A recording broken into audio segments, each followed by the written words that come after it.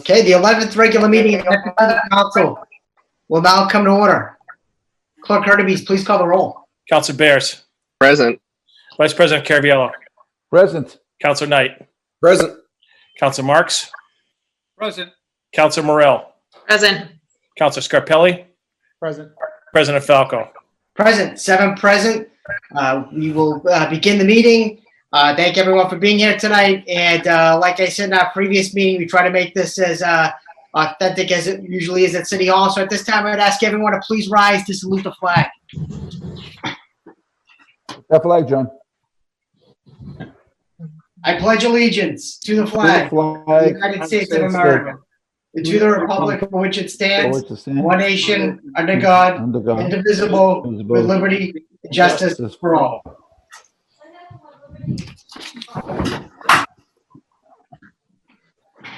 Thank you.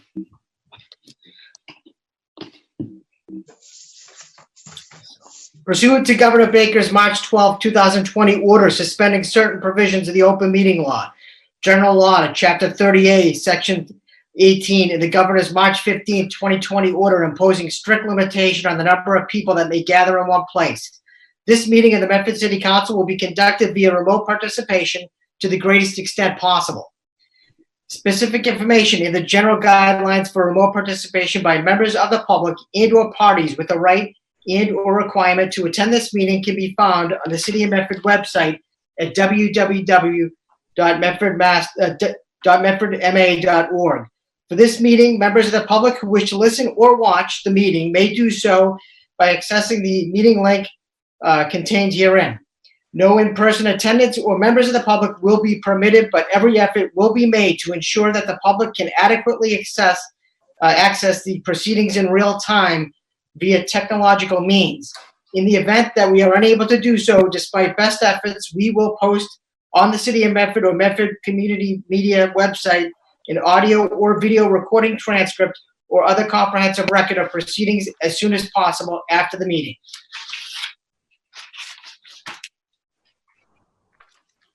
At this point, I'm required to read the following message from the Office of the Governor. Charles Baker. Order suspending certain provisions of the Open Meeting Law, General Law, Chapter 38, Section 20. Whereas on March 10, 2020, I, Charles D. Baker, Governor of the Commonwealth of Massachusetts, acting pursuant to the powers provided by Chapter 639 of the Acts of 1950 and Section 2A of Chapter 17 of the General Laws, declare that there now exists in the Commonwealth of Massachusetts a state of emergency due to outbreak of the 2019 novel coronavirus COVID-19.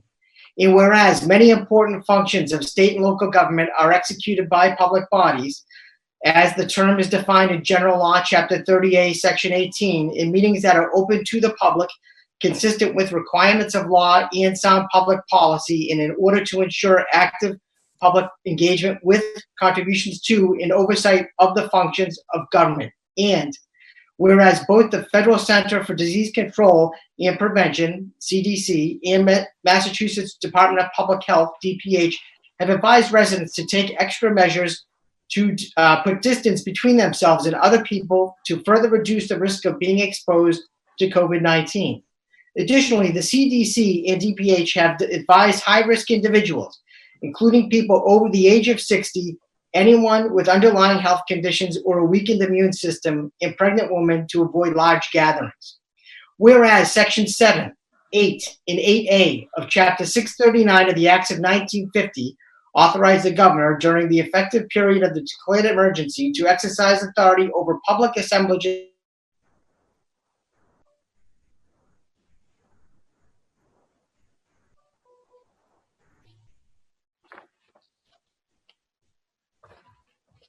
John, we lost you, John. The convening of public bodies. Sorry? You froze for a second. Oh, okay. Whereas low-cost telephone, social media, and other internet-based technologies are currently available that will permit the convening of a public body through virtual means and allow real-time public access to the activities of the public body. And whereas Section 20 of Chapter 30A in implementing regulations issued by the Attorney General currently authorize remote participation by members of a public body subject to certain limitations. Now, therefore, I hereby order the following. 1. A public body as defined in Section 18 of Chapter 30A of the General Laws is hereby relieved from the requirement of Section 20 of Chapter 30A that it conduct its meetings in a public place that is open and physically accessible to the public, provided that the public body makes provisions to ensure public access to the deliberations of the public body for interested members of the public through adequate alternative means. Adequate alternative means of public access shall mean measures that provide transparency and permit timely and effective public access to the deliberations of the public body. Such means may include, without limitation, providing public access through telephone, internet, or satellite-enabled audio or video conferencing or any other technology that enables the public to clearly follow the proceedings of the public body while those activities are occurring. Where allowance for active real-time participation by members of the public is a specific requirement of a general or special law or regulation or a local ordinance or bylaw pursuant to which the proceeding is conducted, any alternative means of public access must provide for such participation. A municipal public body that, for reasons of economic hardship and despite best efforts, is unable to provide alternative means of public access that will enable the public to follow the proceedings of the municipal public body as those activities are occurring in real time may instead post on its municipal website a full and complete transcript, recording, or other comprehensive record of the proceedings as soon as practicable upon conclusion of the proceedings. The paragraph shall not apply to proceedings that are conducted pursuant to a general or special law or regulation, or a law, ordinance, or bylaw that requires allowance for active participation by members of the public. A public body must offer its selected alternative means of access to its proceedings without subscription, toll, or similar charge to the public. Number 2, public bodies are hereby authorized to allow remote participation by all members in any meeting of the public body. The requirement that a quorum of the body and the chair be physically present at a specified meeting location as provided in general law, Chapter 38, Section 20D, and in 940 CMR 29.104B is hereby suspended. Number 3, a public body that elects to conduct its proceedings under the relief provided in sections 1 or 2 shall ensure that any party entitled or required to appear before it shall be able to, through remote means, as if the party were a member of the public body and participating remotely as provided in section 2. All other provisions of section 18 to 25 of Chapter 30A and the Attorney General's implementing regulations shall otherwise remain unchanged and fully applicable to the activities of public bodies. This order is effective immediately and shall remain in effect until rescinded or until the state of emergency is terminated, whichever happens first. Thank you. Okay, so at the last meeting we had last week, we had a hearing that was tabled, and that was 20-084. Would someone like to make a motion to take that from the table? Motion to take that from the table, Mr. President. On the motion of Councilor Cariello to take paper 20-084 from the table, seconded by? Seconded by Councilor Scarpelli. Clerk Hurtubise, would you please call the roll? Yeah, President Falco, it was tabled to a date certain, so it's automatically coming off the table anyway. Okay, then we don't have to take a vote then, right? Correct. Okay, my apologies. Okay, 20-084, hearings. This is a notice of a public hearing. Hearing is 20-084, City of Medford. Notice of a public hearing. The Medford City Council will hold a continued public hearing via Zoom on Tuesday evening, April 7th at 7 p.m. on a petition from N Bakery, Carla Barile, 17 Plaisted Road, Medford, Massachusetts, 02155 for a special permit to amend its hours of operation in accordance with Medford Zoning Ordinance Chapter 94. Section 94-145 to operate extended hours at its business at 17 Plaisted Road, Medford, Massachusetts. Said site being located in a commercial 1 C1 zoning district as follows. Extended hours of operation requested, 6 a.m. to 7 a.m., 7 days per week. Petition and plan may be seen in the office of the city clerk. 103 Medford City Hall, Medford, Massachusetts. Call 781-393-2501 for any accommodations, aids. TDD 781-393-2516. The City of Medford is an EEO AA 504 employer. For information, contact the city clerk at 781-393-2425 by order of the City Council. Adam L. Hurtubise, City Clerk. This was advertised in the Medford Transcript on March 12th and March 19th. At this point, I declare the public hearing open and open to those in favor of the petition. Anyone in favor of the petition, could you please state your name and address for the record? Hi, I'm Hi. Carla Barilli, owner of N Bakery. Hope you're all well. Thank you very much. And could we have your address for the record, please?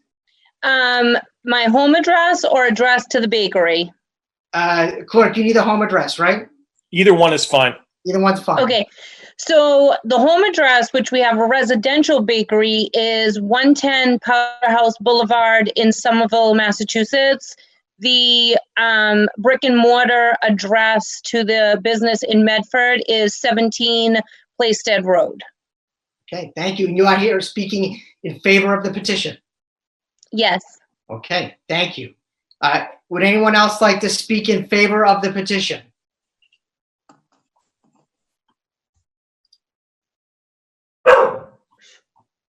The dog doesn't count. Clerk Hurtubise, do you have anyone that would like to, any emails from anyone that would like to speak in half or any comments?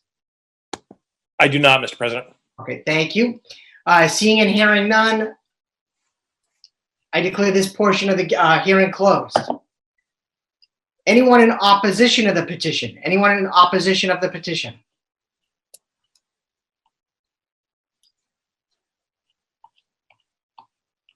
Clerk Hurtubise, any emails from anyone in opposition?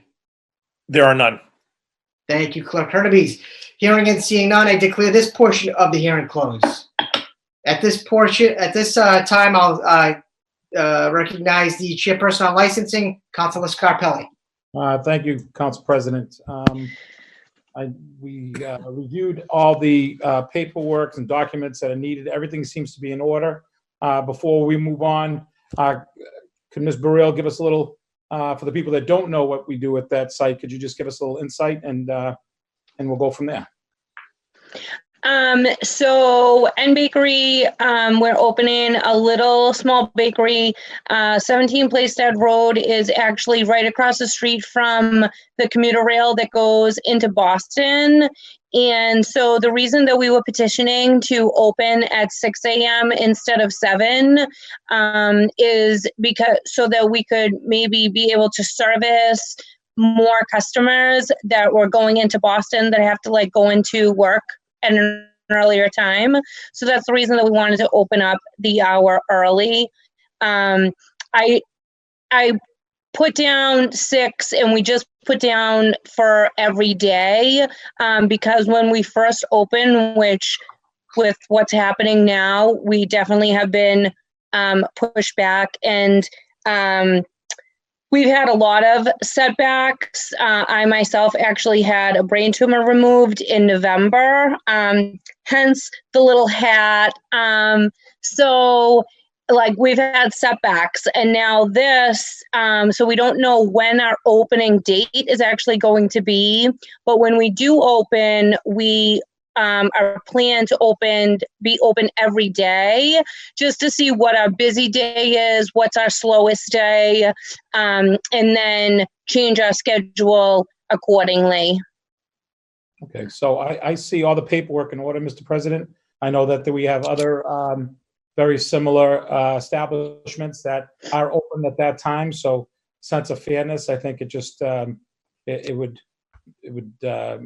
be feasible that we move forward with this in favor. So I know my fellow colleagues will have some questions, but I would move for approval. Thank you. On the motion of Councilor Scarpelli, Councilor Knight. Mr. President, I certainly have no problem with this paper that's before us this evening. I live right down the street. It's a very tough location, and I wish you the best of luck there.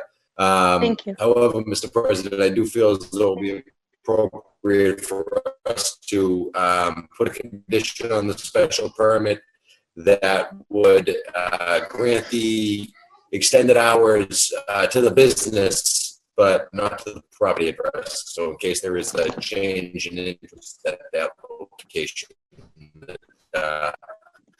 the next business would have to, or the successor business would have to petition the council for extended hours as well. So that's the amendment that I'd offer, Mr. President. That would be a condition saying that it goes with the business, not the property address.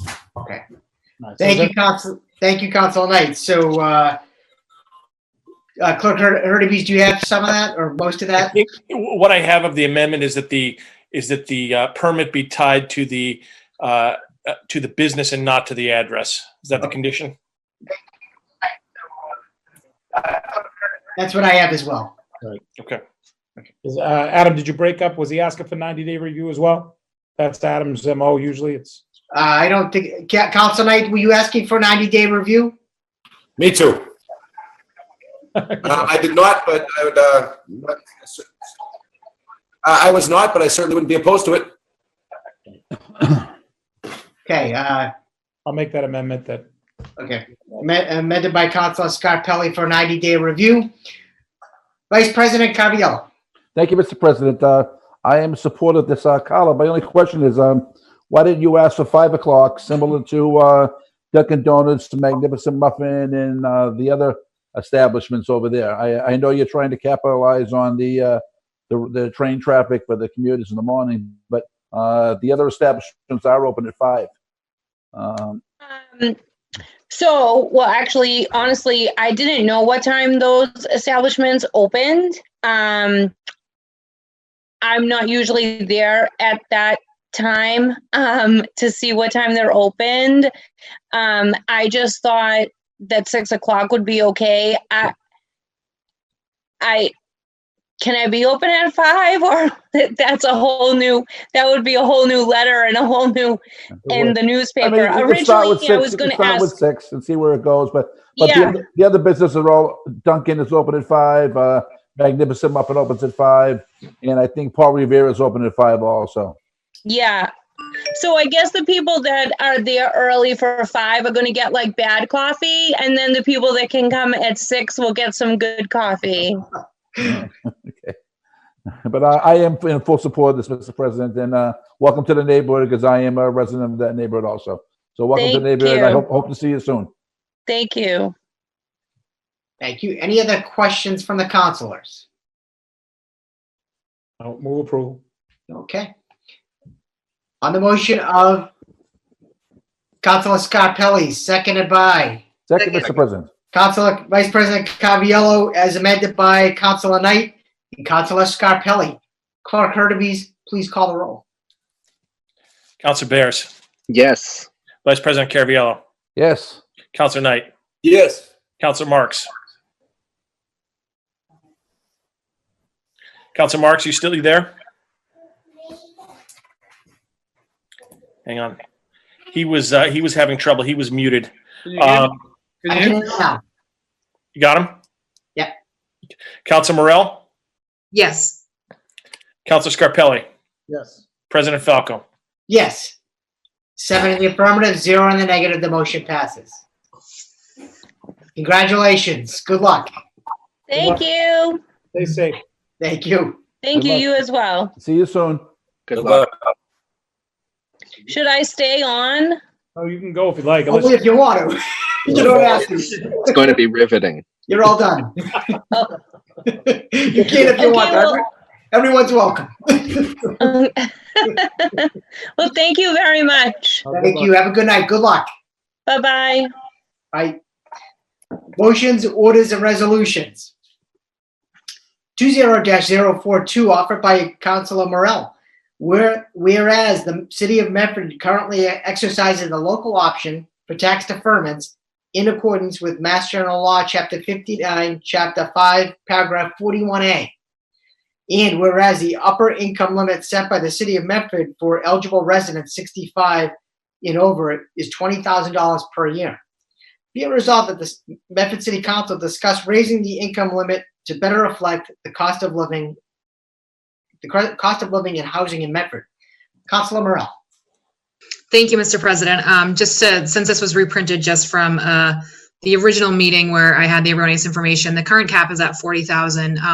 But in short, this is a program, as you read, that allows seniors meeting certain criteria in the city and under an income cap to defer their real estate taxes until they either sell their home or pass away. Currently our cap sits at 40,000, and the idea was to raise this. We're able to raise this as high as the senior circuit breaker tax income credit, and I believe for fiscal year 21 that would be $60,000. We, by voting on this now, would go into effect for fiscal year 21. So it came up last week, the idea of a $50,000 cap. I think originally we were all thinking of doing more, but in light of not really understanding where we might be financially a year from now, this seemed like a way where we can raise it pretty much, I think, 25%. So we can see how many people might come into the program because it has a low adoption rate now. And then next year we can look perhaps to raise it more if we do pass it tonight. So my motion would be to raise the cap to $50,000 for fiscal year 21. Thank you, Councilor Second. Morell. I would second that. Okay, on the motion of Councilor Morell to raise the cap to $50,000, seconded by Councilor Beers. Are there any questions from the council? Okay, no questions. Would anyone else have questions? Okay, let's see. Ms. Cameron. Councilor Knight. Oh, I'm sorry. Councilor Knight goes first, and then we'll go to Roberta Cameron. Mr. President, I certainly have no problem raising the deferment cap. This is something that we talked about back in 2019, I do believe, as well. The question that I do pose is this: is this paper offered in the proper form for us to adopt it this evening? Or is there specific language required per the Division of Local Services that needs to be adopted in order to raise the cap? Good question. Councilor Morell, I mean, as the statute is written, it says by a vote of the, the council, alderman, whatever. I see the clerk has his hand up. Clerk Hurtubise. If I can interrupt for a second. I believe Ms. Bordeaux last week at the committee of the whole put that into proper form when she suggested how the motion should be made. Councilor Marks made that motion in the committee report, and you voted it out. You voted on it in committee. So if you vote to adopt the committee report, I believe you should be all set in terms of adopting it one way or the other. So if you want to use the suspenders and belts approach, you can pass the resolution tonight and then adopt the committee report. And I think you should be all set either way. Okay. Councilor Morell, did you want to comment further on that, or? No, I mean, yeah, I was in a decent amount of talks with DLS just about this. They didn't say anything about the specific form. I did not ask. It was more about when this would go into effect. But as I said, as the state statutes ran, the wording, I believe, is by a vote of. It can be set by a vote of. It's actually fairly kind of a.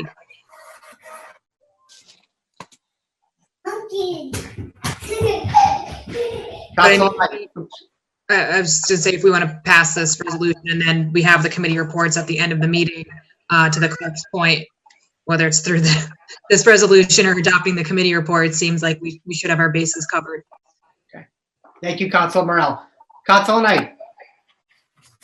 Just a question. Thank you. Okay, thank you, Councilor Knight. Roberta Cameron. Hello? Thank you. So I just wanted to suggest that if the participation rate in this program is currently very low, I wonder if the city could do more to increase the participation rate besides just increasing the income levels, but also maybe sharing the availability of this program and helping people to understand what the implications of the program are, because I understand that there are downsides to participating, but there are also benefits, and it's better than some of the alternatives that people have used in the past who are having difficulty paying their property taxes. So that it would be a more beneficial program than, say, a reverse mortgage, which people have used. So it would be helpful. I would like to see the city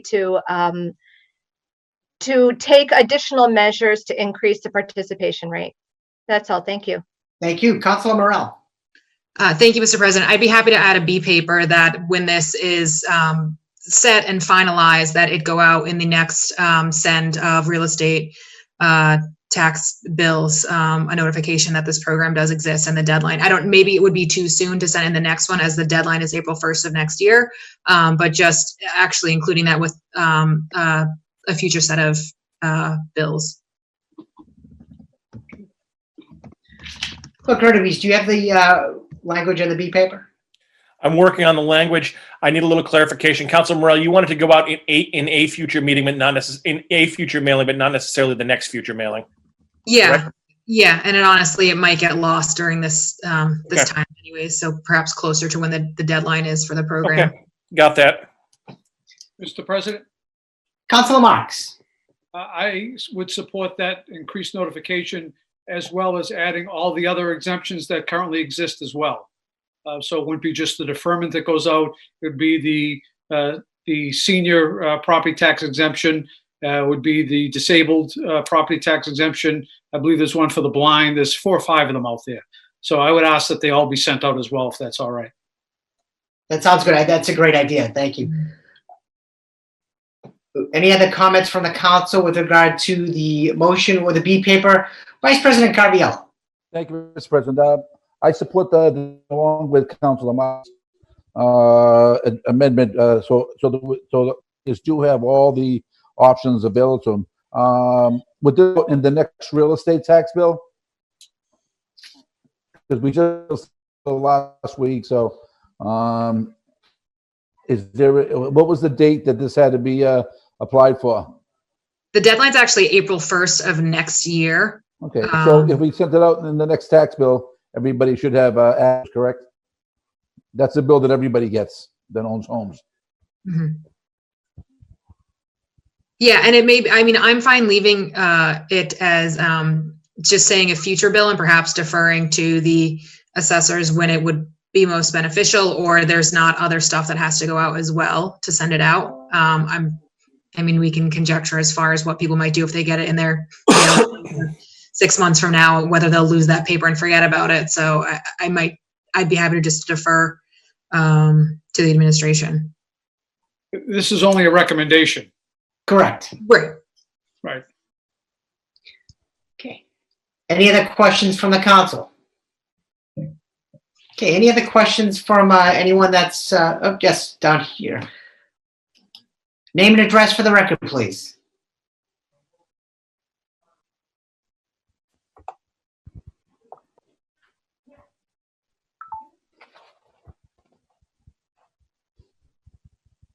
We aren't able to hear you. Yeah, we can't hear you. I am muted too.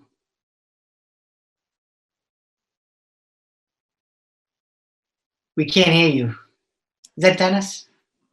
I think so. Okay.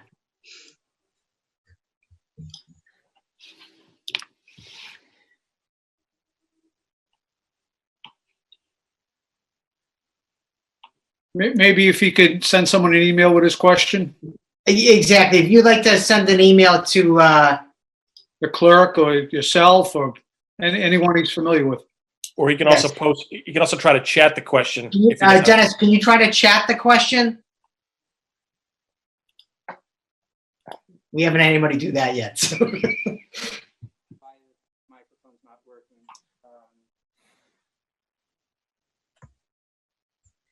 Okay, while we're waiting, is there anyone else with a question, or we can come back to Dennis?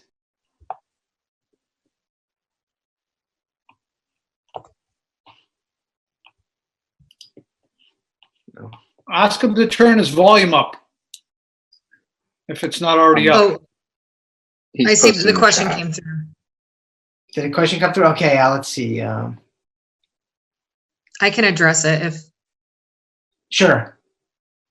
So the question is, so this item will be deferred until April 1st question. So the deadline for fiscal year 2020 was April 1st of this year, and we would have had to set the rate actually by the end of the previous fiscal year. So we have to, this rate has to be decided by the end of this fiscal year in order for it to be enacted for fiscal year 2021.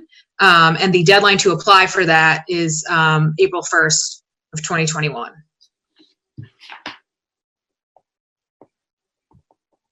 Okay. I think I saw an okay. I'm thinking the same thing. Okay, then, if there are no other questions, Clerk Hurtubise, do you have any questions that came through email? I'm checking, but I don't believe so. I don't have any. That's correct. Okay, thank you, Clerk Hurtubise. So what we'll do is we'll vote on the B paper first. Clerk Hurtubise, could you please read back? Mr. President, quick question. Is Council Marx's amendment a C paper, or is it part of the B paper? Or is it an amendment to the I main believe it's paper? part of the B paper. If that's all right with Council Morell. Yep, yes. So we'll make that part of the B paper. Okay. So on the B paper, offered by Councilor Morell, seconded by Councilor Marks. Clerk Hurtubise, please call the roll. Council Bears, Yes. Vice President Caraviello, Yes. Council Knight, Yes. Council Marks, Yes. Council Morell, Yes. Council Scarpelli, Yes. President Falco. Yes. 7 in the affirmative, 0 in the negative, the motion passes. Yes. 7 in the affirmative, negative, the motion passes. On the main motion, offered by Councilor Morell, seconded by Councilor Bears. Clerk Hurtubise, please call the roll. Council Bears, Yes. Vice President Caraviello, Yes. Council Knight, Yes. Council Marks, Yes. Council Morell, Yes. Council Scarpelli, Yes. President Falco. Yes. 7 in the affirmative, 0 in the negative, the motion passes.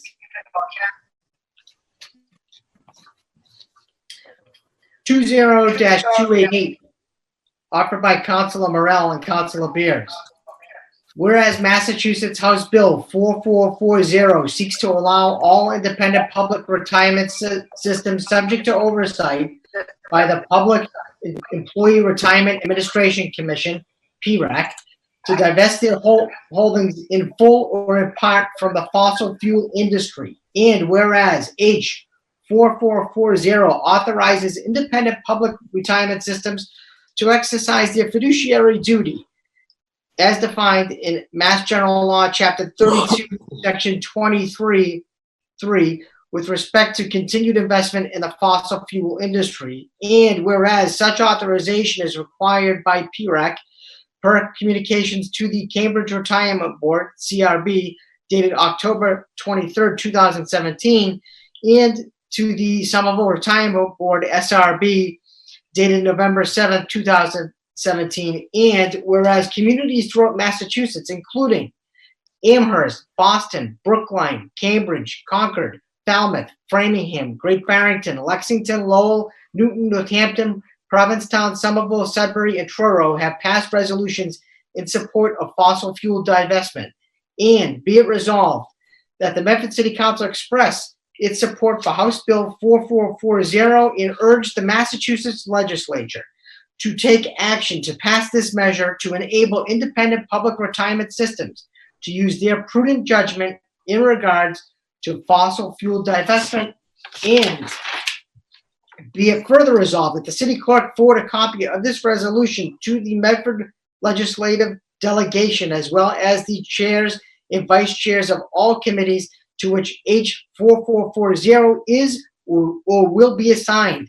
House Speaker DeLeo, Senate President Spilka, and Governor Baker. Councilor Morell, would you like to I'll go. speak on that? Yes, thank you, Mr. President. So I just want to note and really reiterate that House Bill 4440 urges the Massachusetts legislature to take action to pass a measure to enable independent public retirement systems to use their prudent judgment in regards to fossil fuel divestment.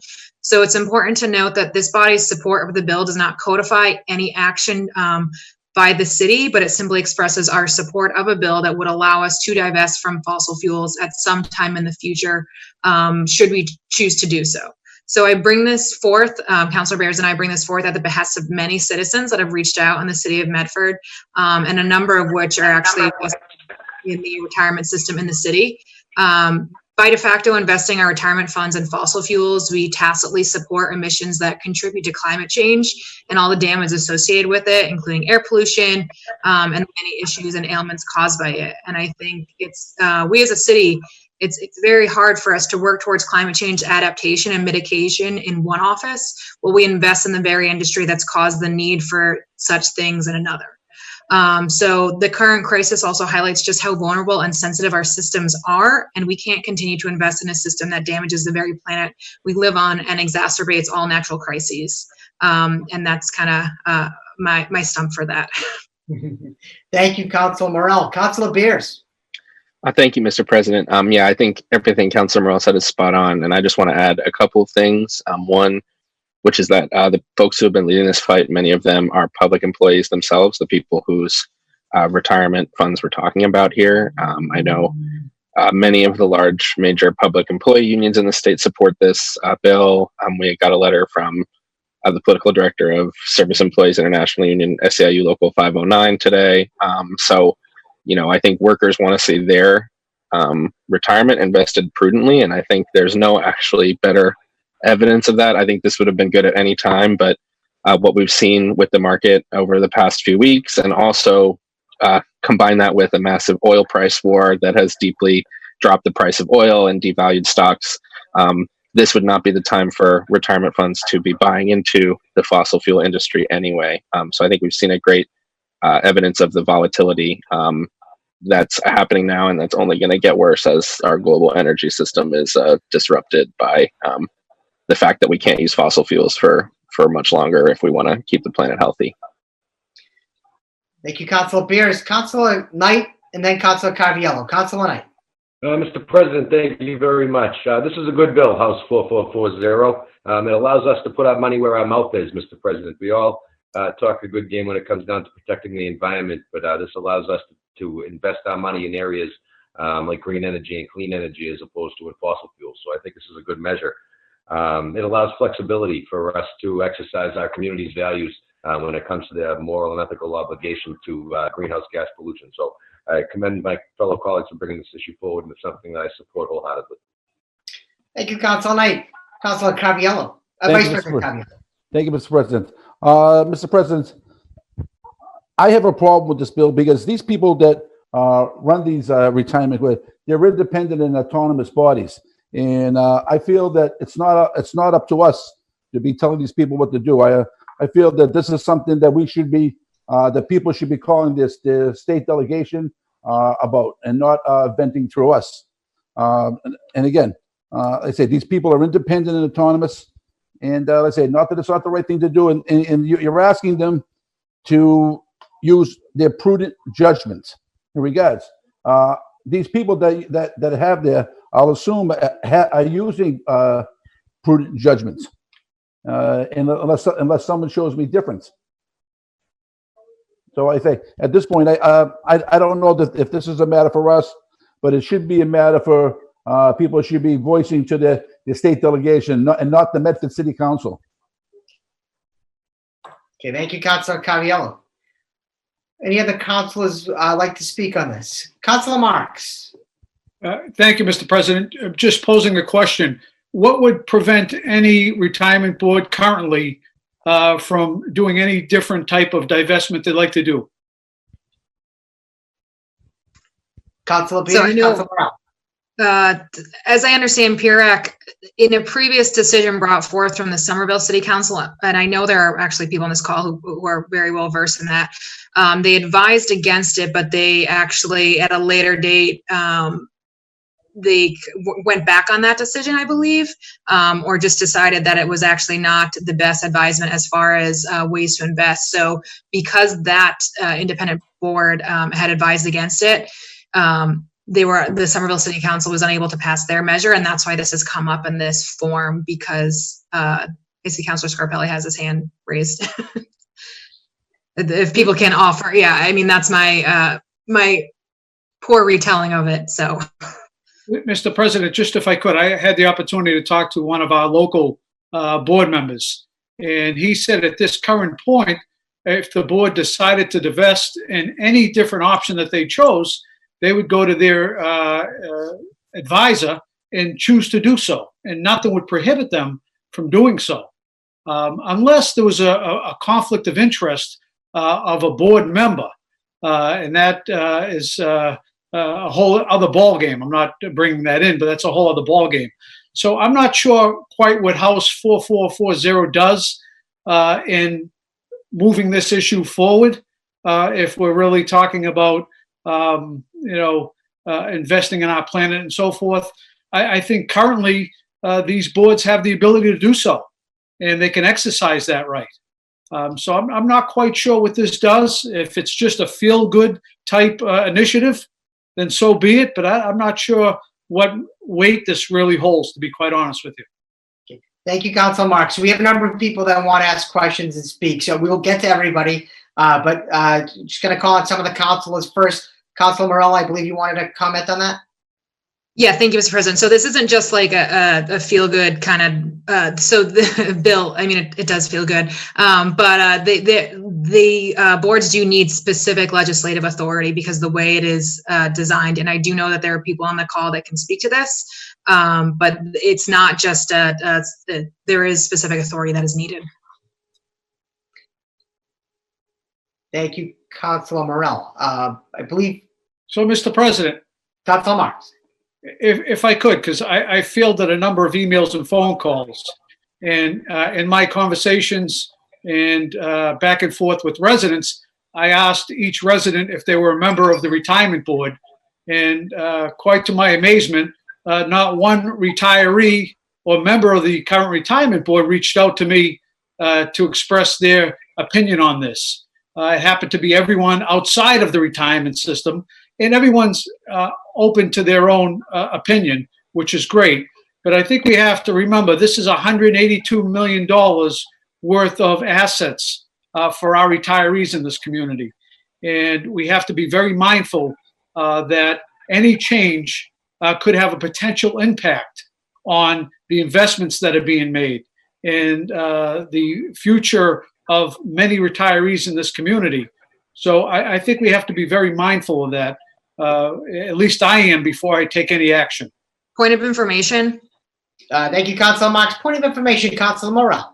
So this won't codify any decision by our retirement system. This will just say it will give bodies like the public retirement system in Medford, it will give them the option to make this decision. It doesn't divest, it doesn't do anything. It just gives the option to make that decision at a future date, should they choose to. Right, and the specifically the language states fossil fuels. So you're making it sound like, oh, they can go off and do whatever they want, but the legislation specifically says fossil fuels and to divest from fossil fuels, which is Exxon, Chevron, British Petroleum, a lot of the major S&P bear holders. And I think we have to be very careful because this will have an impact. I don't know if anyone can state what type of impact, but if we do move away from certain energy, it will have an impact on retirees within this community. And I think we have to be very mindful of that. Okay. Thank you, Councilor Marks. Councilor Beers. Thank you, Mr. President. I think there are definitely people on this call as well who can speak more to this than I can. But what the bill does is essentially, there's different categories that, to my understanding, and other people can describe it better, of what different things you can factor into investment decisions. This would authorize the retirement board to consider this as a factor in decisions that they make. So it's not saying, right now they're not authorized to do that. They're, like specifically what you said, they're not authorized to say we don't want to invest in fossil fuel companies. This would allow them to make that decision if they wanted to, and it's just allowing asking the legislature to pass a bill to grant that authority to municipal retirement boards. So we wouldn't be making this decision. It would just say that the retirement board could make the decision in the future if they wanted to, or any of those boards across the state. Thank you. Thank you, Councilor Beers. Councilor Knight, and then Councilor Scarpelli. Yes, Mr. President, I think it's very important to point out that this is nothing more than giving our retirement board flexibility and an option to make a determination as to whether or not we want to divest from fossil fuels in the investment of our public pension funds. Because our public pension investment bodies are autonomous in nature, legislative action will be necessary because the retirement board is telling them they need to get a return of a certain amount, whether it's 7% forecast, 6% forecast. We're not getting that return. We can't tell them what to invest in and then expect them to make a return. So that's why this legislative authority is necessary, Mr. President. This does nothing. It doesn't mandate that we divest. What it does is it gives us the opportunity to pursue it. And if our community has values that reflect this, lack of reliance on fossil fuels and a move towards green energy, a move towards being carbon neutral, then I think this is a tool that we want inside our toolbox. So I don't think it's going to hurt us any to support the legislation, Mr. President, because it's still going to allow our retirement board to make the decisions that they made them in the past, but it's going to give them a little bit more flexibility. So it's something I'd be willing to support this evening. Thank you, Councilor Knight. Councilor Scarpelli. Thank you, Council President.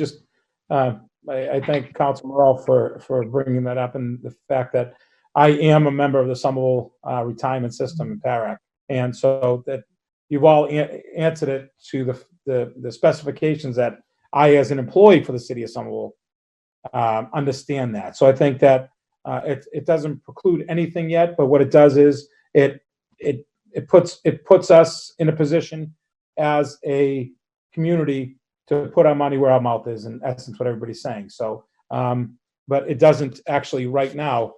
There isn't anything that's prohibiting them from doing that. So this is just moving the paper forward to show the support. So I support this. I think it's a great idea, and it causes some more concern as you see what's going on right now in our environment. So thank you, Mr. President. Thank you, Councilor Scarpelli. Any other councilors? Are there any other councilors that would like to speak on this? Mr. President, Councilor Marks. that's a very appropriate term, putting your money where your mouth is, because in fiscal 20 of last year, the taxpayers in this community invested $12.2 million into the retirement system to make that system whole. And every year over the last 20-something years, Mr. President, the taxpayers have been supplementing the retirement system to make it whole. And I'm not saying this is going to happen, but eventually, when you do open the door, you will be putting your money where your mouth is. And the taxpayers will be paying the burden of that, Mr. President, as well as the retirees. So this doesn't just impact retirees. It impacts every taxpayer in this community down the road, potentially could be paying additional money depending on what investments made, what diversity is done in regards to investments and so forth. And this could have a major impact, Mr. President. So, the proponents of this would like you to believe that this is just another tool in the toolbox. This is the opening of the door, Mr. President, to now go and put pressure on our local boards, because that's the next step. The next step is to go put pressure on the local board members to start making the changes, Mr. President. And so be it. And I applaud anyone that's working towards a cause, Mr. President. But I'm mindful of the taxpayers of this community. I'm mindful of keeping a strong system. Our last 5 years, the return was 6.25 in our portfolio. The last 3 years was 8%. And this year, before the issue that we're in, it was at 10.9%, and it's down very much from that. But I just want to state, Mr. President, based on what our portfolio has been over the last 5 years, any change could have a devastating impact, Mr. President, to the returns and to our retirees and to our taxpayers. Thank you, Councilor Marks. Any of the councilors like to speak? Okay, at this point, I'll recognize Colby Cunningham. Name and address for the record, please. My name is Colby Cunningham, and my address is 259 Highland Avenue, Arlington, Massachusetts, and I am the president of Mass Divest. I wanted to speak mainly to the first issue that was raised as to whether or not independent retirement systems are currently allowed to divest from any particular sector. And that's the root of this bill that's under consideration. Somerville attempted to divest its pension system, in part, a small trial balloon of its funds from the fossil fuel industry back in 2017. At that time, PERAC, which serves as the state regulator of all independent retirement systems, including both Somerville, Medford's, Boston's, et cetera, sent a letter to the Somerville Retirement Board stating very explicitly that the wholesale divestment from any particular sector, whether it be energy or utilities or any sector of the S&P, would be a violation of fiduciary duty if that was done without explicit permission from the legislature. And so at that time, because they were told that they did not have the authority to do that without a legislative intervention, Somerville unwound its divestment. So they were divested in part for about a month. And then they unwound that because PERAC made this ruling. PERAC also sent a similar notice, as the resolution states, to Cambridge. So that's two cities in Massachusetts that were told explicitly by their regulator that they were not allowed to divest from fossil fuels or any other sector without the legislature providing explicit authorization to do so. So that is, in fact, explicitly necessary per their regulator. I also want to address Councillor Marks's concerns regarding the finance element of it. One of my colleagues is also on this call, Jamie, and he will he'll speak to a study that we did regarding the performance of Somerville's divested portfolio. But I do want to point out that the energy sector, which is dominated by the fossil fuel industry, was the worst performing sector in the entire past decade. So when it comes to concerns regarding the impact on pensioners and taxpayers in Medford, the impact of the fossil fuel industry is extremely negative. And so the concerns that Councillor Marks raises, I think, are incredibly valid and really important, but they are oriented in the other way. Because the fossil fuel industry is a huge drag on all pension systems and the S&P 500 in whole. And so it's those costs that are part of, to taxpayers, that are part of why we advocate for this legislation. Thank you. Jamie Hall. Name and address for the record, please. My name is Jamie Hall, and my address is 233 Cedar Street in Somerville, Massachusetts.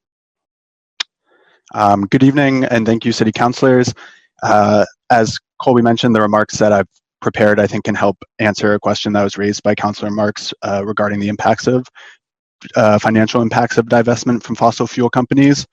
I'm here in support of Resolution 20-288, which would support H4440. I'm a consultant at an economic consulting firm specializing in energy economics, but I'm speaking now as a citizen who's concerned about the climate crisis and a member of Mass Divest. I'm also the author of a 2019 white paper that I developed for Mass Divest, and it serves as a good divestment case study. As Colby Cunningham mentioned earlier, in June 2017, the Somerville Retirement Board voted to divest 9.5 million of its assets from a portfolio that includes fossil fuels, and instead reinvest them in a fossil-free index fund. But in July 2017, PERAC intervened, and Somerville's was required to reverse its divestment decision. The analysis that we conducted explores the returns of Somerville's divested portfolio alongside the S&P 500 index fund over a 2-year period from July 2017 to June 2019. And it shows that the divested portfolio would have achieved 5% higher growth, 5% higher growth than it did by remaining invested in the S&P 500 fund that includes fossil fuel companies.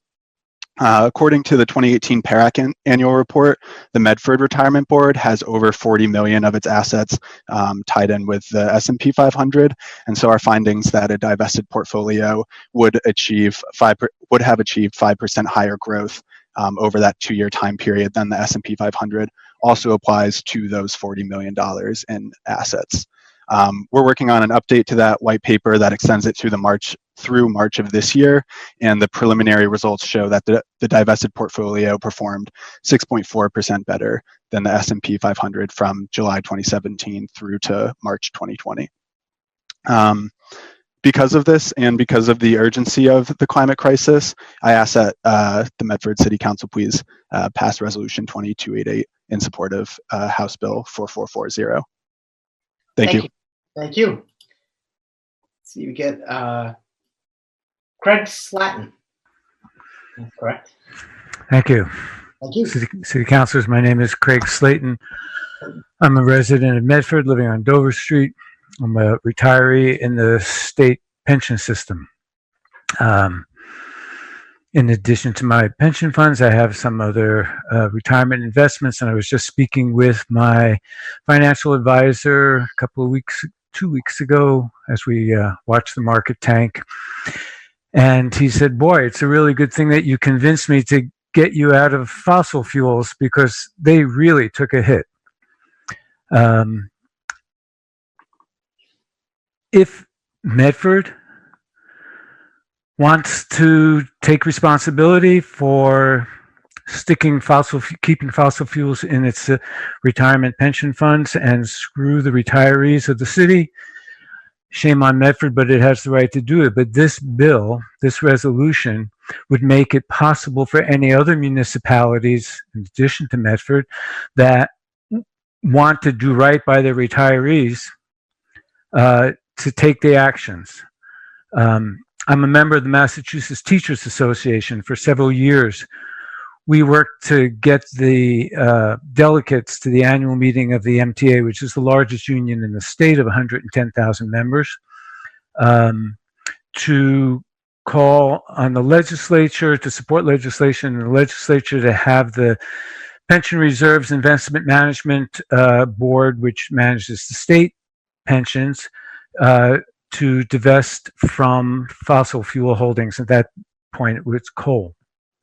The same kinds of arguments that Councilor Marks is raising were raised by our representatives to the PRIM for several years, and then the third time that we moved this measure, we finally got the members of the delegates of the annual meeting to understand the dire consequences of staying with fossil fuels. And they voted to support legislation to do this.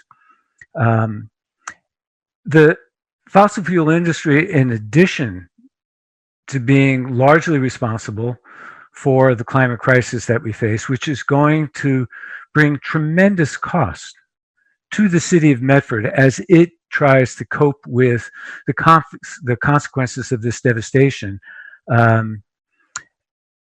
In addition to that, though, that fossil fuel industry also is one of the greatest polluters of this area. And in fact, Attorney General Healy has sued ExxonMobil because of their facilities in Chelsea, which are polluting the Mystic River, the very river that flows into Medford, and we have to deal with that pollution.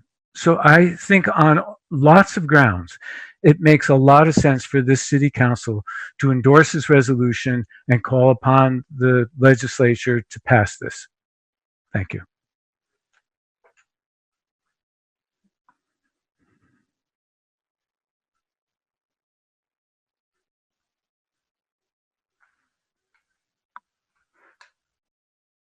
John, are you there?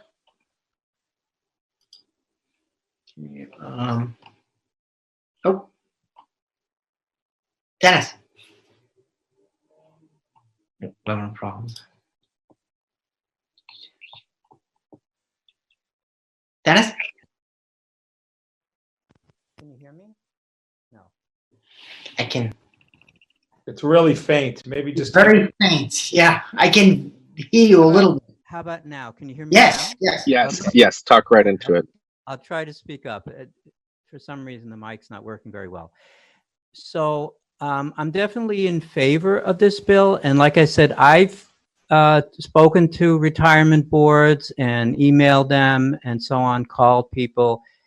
And they all say, well, it's not our decision. It's a requirement by the state. And it's that board that people talked about that says that they can't make those decisions. The municipalities can't make those decisions right now. And all the bill asks for, again, is that the cities and towns be able to make those kind of decisions on their own about where they want to make investments. The other point I want to make is that right now, oil and so on is down. It doesn't mean it won't go up later. And I'm not advocating that if it goes up, people, the town should be allowed to invest in it. Of course, they should be allowed to invest in it. The bill would not prevent them from doing that. But I'm not in favor of that. The whole point of this bill right now is not just to save money for retirees, which is a great thing to do, but also to help mitigate the consequences of climate change, which is happening. We have the weather problems. There are going to be storms this fall. That's all I have to say right now. Thank you. Thank you. Any other questions?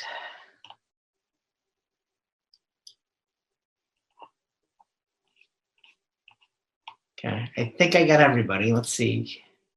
Oh. See Curtis Tuden. So we have a Curtis Tuden. Hi, good evening, everyone. My name is Curtis Tuden. I live at 38 Early Ave in Medford. And first, I'd like to thank the council and the clerk's office for continuing to work in this time of crisis and making the meeting available online. Second, I want to send my warmest regards to fellow residents who are trying to pull through this historically trying time. The disease will end someday, and that's why my focus tonight is on a healthy future for our environment. I've been a city employee for the last 10 years, and long from now, when I'm able to retire, I want to know my money wasn't made at the expense of our natural world and future generations. The current situation where part of my paycheck is used to finance a failing and deadly industry cannot continue. Though the final decision falls on our state reps, Medford City Council voting in support tonight would send a clear message that the failure to act responsibly by confronting climate change will not be tolerated. We have about 10 years to completely divest from fossil fuels. So let's take this small step forward together. And thanks to everyone who shows their support and solidarity with the environment this evening. And good luck to us all in the coming days and decades of crisis management. So thank you. Thank you very much. Colby Cunningham, did you have? Thank you. Just one thing I failed to mention in my original comments that I added in the chat, but I wanted to make sure the council was aware of, is that ExxonMobil is currently being sued by Attorney General Healy for not just the pollution issues that were raised earlier, but in a separate lawsuit is being charged with violations of the Massachusetts Consumer Protection Statute. And those charges include deceiving institutional investors like the Medford retirement system and all the other retirement systems in Massachusetts about the impact that climate change was going to have on ExxonMobil's own business model. So we have a situation where the state of Massachusetts is aware or is concerned that institutional investors are being misled by a major actor in the fossil fuel industry and the energy sector generally. And so it would really behoove the Medford retirement system, all the independent retirement systems, to have the opportunity to make their own decisions as to whether or not they would want to continue to be invested in an industry that is known to the state of Massachusetts to be lying to them about their own business model. And I included a link to the Attorney General's press release about that lawsuit in the comments. Okay, thank you very much. Okay, let's see. I think that was it as far as questions go. Clerk Hurtubise, any emails that have recently arrived? There have been none during the meeting. Anything that arrived before the meeting, I forwarded to you already, but there have been none during the meeting. Thank you. On the motion of Councilor Morell and Councilor Beers, seconded by. Does the motion have a second? Second. Seconded by Councilor Knight. Clerk Hurtubise, please call the roll. Councilor Bears. Yes. Vice President Caraviello. No.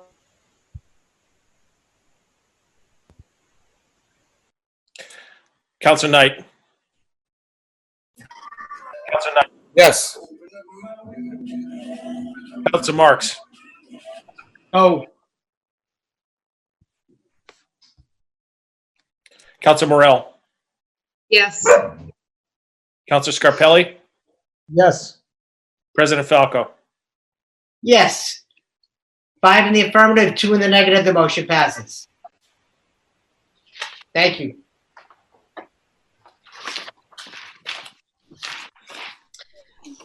Two 293.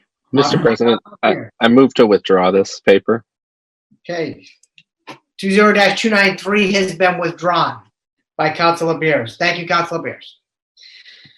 20-297 offered by Councilor Knight. Be it resolved that the Medford City Council requests the city administration deploy the park police to enforce emergency use bans at our parks. Councilor Knight.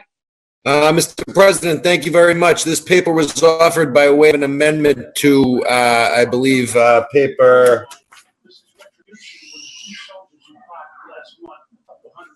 A paper that we took up last week. So the matter is moot. It's been sent to the administration already. I move for withdrawal.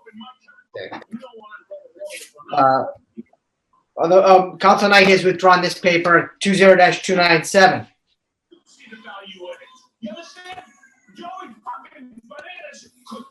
20-298 offered by Councilor Knight.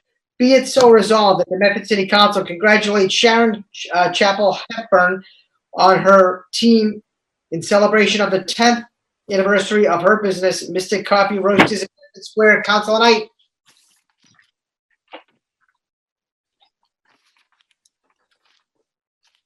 Councilor Knight.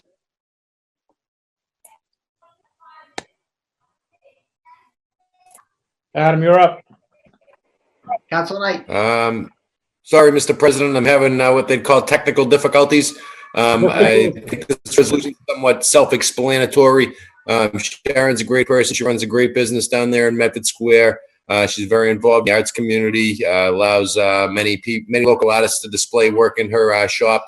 But Mr. Coffee Roasters has been around now for 10 years. It's amazing. I remember when it first opened. So time certainly flies when you're having fun. They run a great business, and I'd like to congratulate Sharon and her staff on all the success that they've had in the past and for another 10 years of success in the future, Mr. President. I ask my council colleagues to join me in supporting this resolution.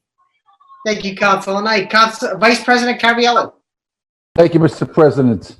I concur with Councilor Knight's sentiments. Sharon has been a welcome sight to the Medford Square community, picking up where the old bestsellers kind of left off. And she serves a good product there, and she's been there for 10 years, and hopefully she'll be there another 10 years and maybe hopefully move into a larger spot to accommodate all her customers. So I congratulate her on 10 years of business and hope to be here. Congratulate her for the next 10. So I wish her well. Thank you, Councilor Caraviello. Councilor Beers. Yeah, I just wanted to second what everyone else has said and just add that Mystic Coffee is a great meeting place, and I'm hoping that when all of this is over, it's going to be a place where I can sit down and talk to Medford residents again soon. Thank you, Councilor Beers. Any other councilors? Okay, before we call the roll, I also want to say congratulations. Sharon's a great business owner, does a great job, and you can get a great cup of coffee there and something to eat. So we congratulate her on her 10th anniversary and many more. On the motion of Councilor Knight, seconded by Vice President Caraviello, Clerk Hurtubise, please call the roll. Council Bears, Yes. Vice President Caraviallo, Yes. Council Knight, Yes. Council Marks, Yes. Council Morel, Yes. Council Scarpelli, Yes. President Falco. Yes, 7 in the affirmative, 0 in the negative. The motion passes. 20-299 offered by Councilor Morel. Mr. President, Yes, I'd like to move to suspend the rules to take paper 20-309 out of order. on the motion of Councilor Bears to suspend the rules to take a paper out of order, seconded by seconded by Councilor Morel. Clerk Kirby, please call the roll to suspend the rules. This is to suspend the rules. Council Bears, Yes. Vice President Caraviallo, Yes. Council Knight, Yes. Council Marks, Yes. Council Morel, Yes. Council Scarpelli, Yes. President Falco. Yes, 7 in the affirmative, 0 in the negative. The rules are suspended. Motion passes. Petitions, presentations, and similar papers, 20-309. Petition for common victualers license by Hasmul Alam, 366 Riverside Avenue, Medford, Mass. 02155 for FTT LLC DBA Hot Chicks Halal, 49 High Street, Medford, Massachusetts. 02155. On file, business certificate 057, building department, fire department, police traffic impact, health department, letter of compliance, state tax ID, workman's compensation, petition, and treasurers. At this point, I recognize Councilor Scarpelli, the chairperson on licensing. Thank you, Mr. President. I see that Mr. Alam has everything in order. All the paperwork is in order. If he could just, before we reach out to our colleagues, would you like to give us a brief description of what your restaurant would look like, Mr. Alam? Yes. Hi, my name is Khashru Alam. I'm from Bangladesh. Actually, my background, I had restaurant before in Portland, Maine. I did very good on last 15 years. So I move into the Mass now. I'm trying to open the Hot Chicks Halal. Actually, this is going to be my chain restaurant franchise. So this is my first location. So this is my logo. And also I'm preparing one also New York in Brooklyn. So very soon it's going to be open over there too, I think, on Charles McDonald's. Okay, and the type of food and is Indian and also also grilled chicken, grilled charcoal chicken, fried chicken, and Indian food also. good. Okay, so I know that we just recently lost the only Indian restaurant, and it was a big loss to our community. So, how many people will be working in that location? Actually, for 3, it's takeout only. So Takeout it's not only? sitting. Yeah, only for Okay. takeouts. All right. Okay, that's it for me, Mr. President. I move approval. I know my colleagues have some questions. Thank you, Councilor Scarpelli. On the motion of Councilor Scarpelli, Vice President Carviallo. Thank you, Mr. President. I have one question. What is currently in 49 High Street now? This is nothing. It was before, I think, some Sabi store or ice cream store next to the UPS. Okay. So now okay. it's nothing. Now it's empty. So Okay, that's right. There was supposed to be another restaurant that was supposed to go in there and never went in there. Okay, so I just wanted to make sure I had the right address here. Thank you. Thank you. Any other questions? Mr. President? Councilor Marks. Thank you, Mr. President. I just want to reflect the report that the fire department report says pending final inspection. So I would ask that any approval of the council be contingent upon approval of final inspection by the fire department and the chief of the fire department. Thank you, Councilor Marks. Second. Okay, so why that is an amendment by Councilor Marks. Okay, any other questions? Clerk Hurtubise. any email traffic coming through to you? I'm checking, Mr. President. There are no emails. Thank you. So on the motion of Councilor Scarpelli, seconded by Vice President Caraviallo, as amended by Councilor Marks. Clerk Hurtubise, please call the roll. Councilor Bears. Yes. Vice President Caraviallo. Yes.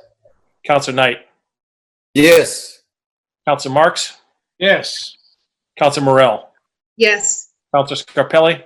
Yes. President Falco.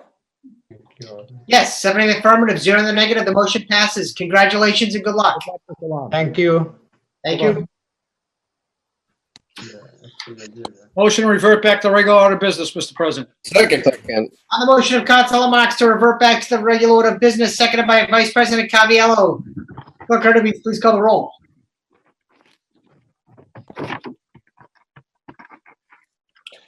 Councilor Bears. Yes.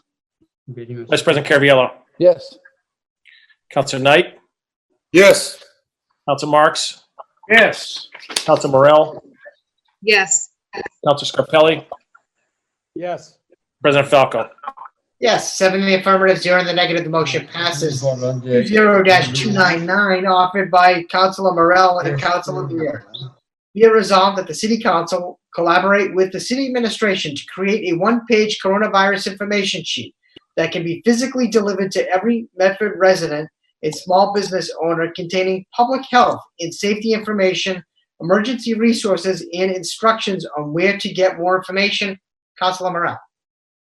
Thank you, Mr. President. First, I want to start off commending the administration for the sheer amount of information they've been presenting online through Reverse 911, social media.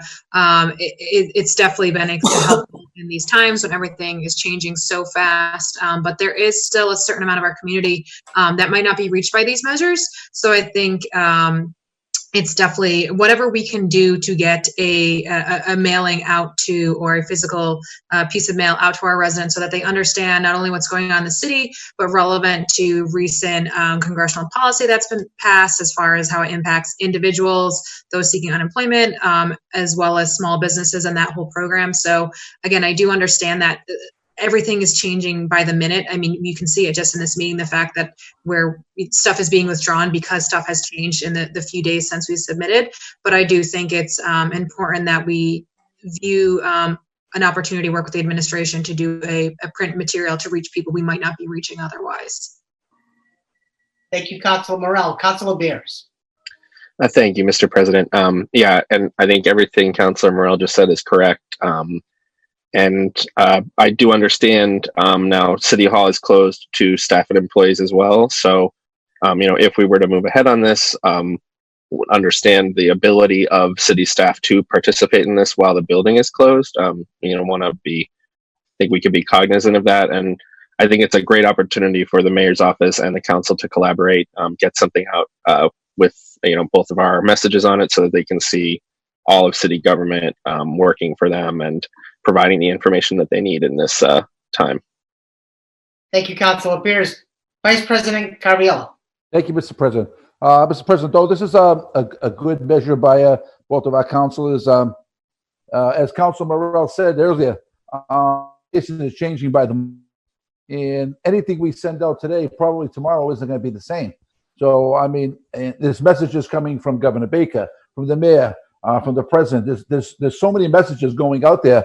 I don't know if we're confusing people with sending them something that by the time they get it may not even be accurate anymore. And to say, City Hall right now is stretched thin as it is, especially we're being closed the last today. And say it is a good thing, but I'm concerned about sending out something, but that by the time people get it, it's going to be it could be wrong. And it might cause further confusion to the residents of Medford. Thank you, Vice President Caraviallo. Councilor Beers, did you want to comment? Yeah, I completely hear you on that, Vice President Caraviallo. And I think we were hoping to focus on some of the things that might be more certain, like these are the locations for food service pantries. This is the options for some housing, who you can call if you're having an issue with housing. So I hear you. I understand that people are stretched in. So I think, working along a timeline and including information that we know isn't going to change quickly is important. I just think we should do everything we can to get information out to everybody, because this is a time we need everybody to be in the loop. Thank you, Councilor Beers. Any other comments from the council? Okay, would anyone else like to ask questions? Mr. Costas. Hi, John Costas, 56 Haines Street. What Councilor Caviola was saying is I support it. The Chamber of Commerce, we've been sending out a whole lot of information, both on Facebook and emails. And I'm getting bombarded with all kinds of information from other chambers. And all the chambers are sharing the same information. And what I'm finding out is all the information is all correct. It's all saying the same thing, but the problem is it's saying it in different ways. So just when you think you understand it, someone else said something out, and I've been limiting how much I send out. And I've been pretty much going with whatever the city of Medford sending out for information to everybody. So I agree that a simplified version is definitely needed to help the businesses and the residents to understand what's going on. And if we send out too many things, it's just gonna really make it worse than it is. There's a lot of confused people out there from very, very good information. So I agree. Thank you. Thank you. Councilor Morell and then Vice President Caviola. Thank you, Mr. President. Yeah, to Councilor Bear's point, I think it's including information that's not going to change. It's the city services that are available to people. And I think we also have to look at this through an equity lens. And not every house has access to the internet, or they follow, on Facebook, or they signed up for the reverse 911s and all that. There are people that are not aware of the resources that the city has right now. And there may very well be people who actually, they need those resources and they don't have the information about them because of the methods of dissemination we have used so far. Thank you, Councilor Morell. Vice President Caviola. Mr. President, I think the message is out there. I mean, the food bank is serving over 1,500 people a day. The lines are nonstop there. So obviously people know about that. People know about testing. I mean, I don't know how much more information we can get out to people at this time. Again, everyone has access to a television, and they're seeing it on television. They're watching the president. They're watching the governor. They're watching Mayor Walsh in Boston. So the message is getting out there. Everybody watches television, and people are accessing the resources that the city of Medford does have, and they're offering. Again, and the tax and overburdened city staff right now is just, I feel, a waste of our time. Again, with the message changing moment to moment, and like the president of the chamber said, everyone's saying the same thing and just using different words. So I don't know how much more we can send out. I mean, we were calling people. I think we hit almost every senior in the city.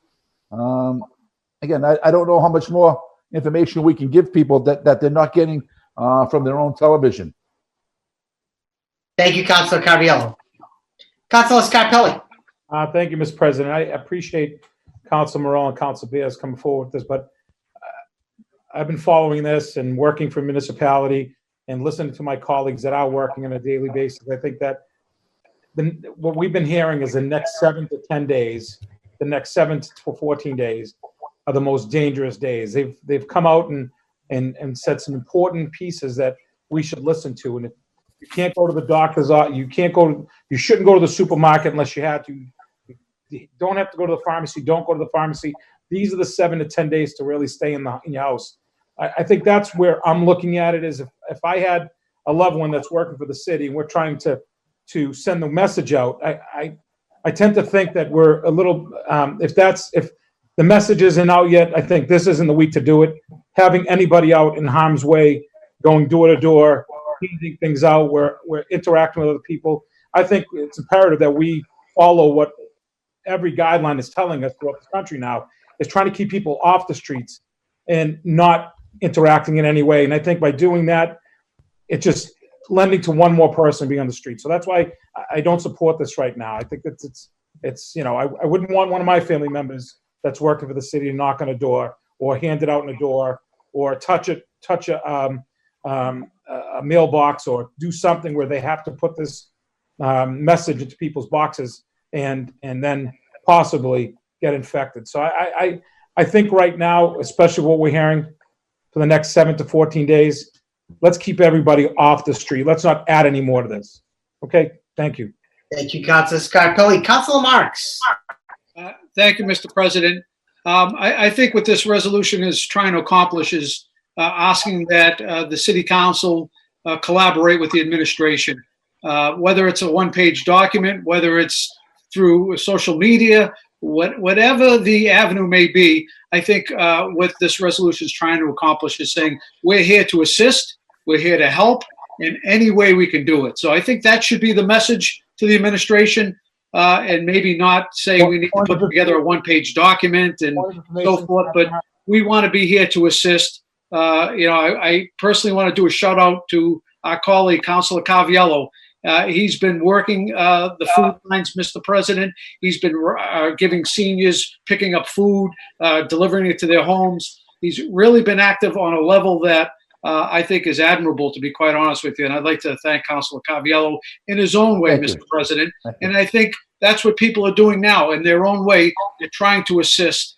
And as members of the council, I think we all want to assist the administration in helping get the message out. So I support this. Whether it's a document, whether it's anything, I support this in what it's trying to accomplish.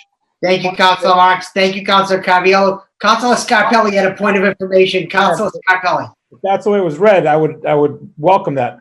But it says the sheets that can be physically delivered to every Medford resident. That's what it says. Right.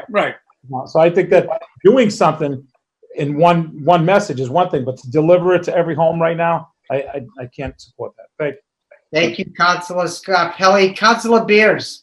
Yeah, I think the phrase physically delivered was, it did not mean getting people out on the streets, putting it in mailboxes. And I understand they that could be interpreted that way. And that was not the intent of it. It would be mail, not having people out on the streets, touching mailboxes. So I completely agree with you on that. And I think to Councilor Marks's point, that is the intent of this, whether it's a one-pager, it could be a one-page document, but it's a PDF online, not something out in physical form if necessary. I mean, I think the intent of saying mail was just that there's,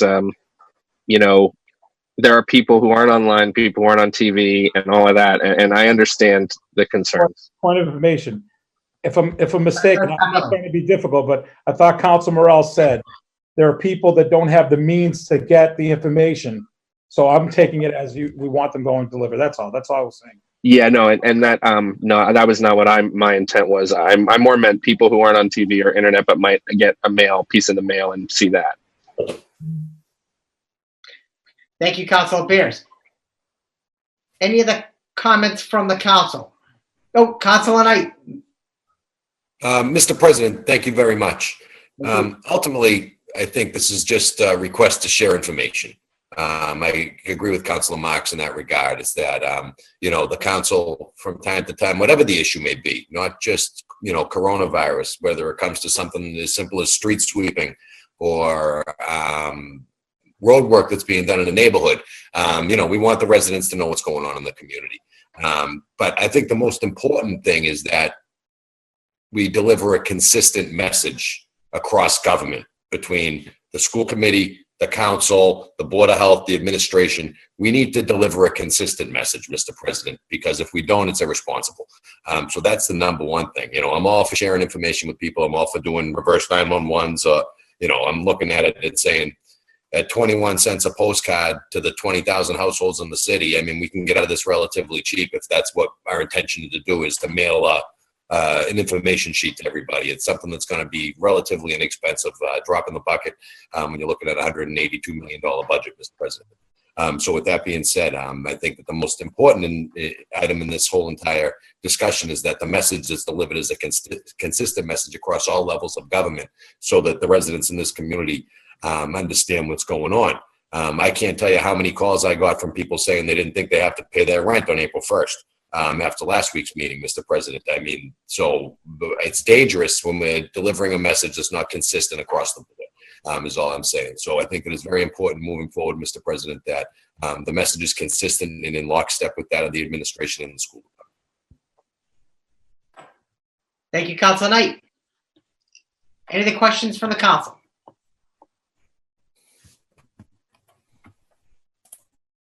Mr. Slayton. Hi, Craig Slayton, 54 Dover Street again. I think it's wonderful that you're all discussing this, and a lot of people still are working, healthcare, food retail, other businesses, and a lot of workers are really concerned about their exposures and their health and safety. And the Massachusetts Coalition for Occupational Safety and Health tomorrow, I believe, will put together we'll release a website with lots of information about what people can do to stay healthy. And I can provide that link if you want to add that to the fact sheet, just as a way for people who are working to get information about what they need to protect themselves. And if it's too much to put on a list, that's fine. We can get it out other ways, but I thought I'd offer it. Thank you. Thank you. Any other questions? Clerk Hurtubise, have you received any emails? Mr. President, I have not. Okay. On the motion of Councilor Morell and Councilor Beers, seconded by Mr. President, Councilor Marks. if I could, I just want to make sure we're all on the same page then. This is not specifically asking for a one-page document. We're asking just that information and collaboration be done. Is that correct? Yes, I'm under the impression, but Councilor Beers and Councilor Morell, would you like to comment? I'm happy to propose an amendment to that effect if that clarification is helpful. That'd be helpful. And striking to create a one-page coronavirus information sheet that can be physically delivered, and adding to create a coronavirus information sheet that can be delivered. Or is that still too specific? I can even make it less specific if we want to do that. I mean, it could be mailed. Okay, Councilor Marks, did you have a question? No, I don't think we have to put the delivery in there. Let the administration do their job and decide how they want to disseminate the information. Okay. All right. Vice President Cavallaro. Thank you, Mr. President. I agree with Councilor Marks. I think we should let the administration decide how they want to get the message out there via a 911 call or via mail or whatever, a Channel 3 or whatever, however they want to get it out there. But like Councilor Knight said, the objective is we need to stay consistent.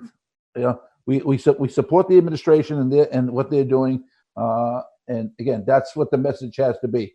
We can't be going off on different tangents, saying different things. So, like I say, let the mayor and the administration decide how they want to get the message out. And again, I think we're all on board on what the mayor has been doing in the administration so far with this. Thank you, Vice President Cavallaro. Councilor Scarpelli. I'm all set. All set. Okay. Any other questions from the council? Okay, on the motion of Councilor Beers and Councilor Morell, as amended by Councilor Beers. Yeah. Clerk Hurtubise, please call the roll. I'm sorry, it's seconded by Councilor Marks? Yes. Clerk Hurtubise, please call the roll. Councilor Bears. Yes. Vice President Caraviallo. Yes. Councilor Knight. Yes. Councilor Marks. Yes. Councilor Morell. Yes. Councilor Scarpelli. Yes. President Falco. Yes, 7 in the affirmative, 0 in the negative. The motion passes. 20-300 offered by Councilor Beers. Be it resolved that the city administration establish a housing stability task force to pull together information and guidance regarding housing resources and assistance for Medford residents. Be it further resolved that the city of Medford establish a housing stability hotline that residents can call to receive information about federal, state, and city resources regarding housing stability. Be it further resolved that the city of Medford work together with private landlords to cease all activities that require landlords, inspectors, or assessors to enter housing units with current occupants for the duration of the crisis, to cease any threat or eviction or utility shutoffs, to provide information about state and federal resources regarding mortgages and other available assistance to tenants and homeowners, and to work with tenants and landlords facing financial hardships to address rent payments. Councilor Beers. Thank you, Mr. President. So I have, I think the text is pretty explanatory at face value, but the idea here would be to work with the city administration to get a group together of people who are working on different housing issues. I know that Chairperson Cameron has been working on some stuff with CPA. The Acting Chair LaRue of Community Development Board has been working on some stuff around Community Development Board, as well as many other people, Alicia Hunt and others. The idea would be to bring those folks together, make sure that we are that everyone is aligned, and that we're moving forward together. Everyone knows what each other's doing. And then also to create a hotline, so have it on the city website. This is where you can call if you're looking for information or assistance. And then, you know, there's a variety of things that we could work on through that, including entry to units, eviction and utility shutoffs, which I know the mayor has an executive order on, or that there has been action on some of that. And then especially providing resources regarding mortgages and other assistance that's available from the state and federal level. I've spoken with the mayor, Director Hunt, Acting Director Hunt from Community Development, as well as some other folks regarding this, and it seems like there's willingness to do this. So I'm going to be trying to coordinate some of that with folks. I think it would be great I'm just trying to pitch in my help and labor and try to take some of that pressure off that some of my fellow councilors have mentioned. People are very stretched thin right now, and I think the mayor welcomed that. So I'm hoping that we can endorse that approach as well. And as folks have said, continue moving with one message on this. Thank you, Councilor Beers. Vice President Cariello. Thank you, Mr. President. Mr. President, I think this measure is far more important to send out than the one we just voted on. I mean, this is where the real problem is going to come to the city of Medford.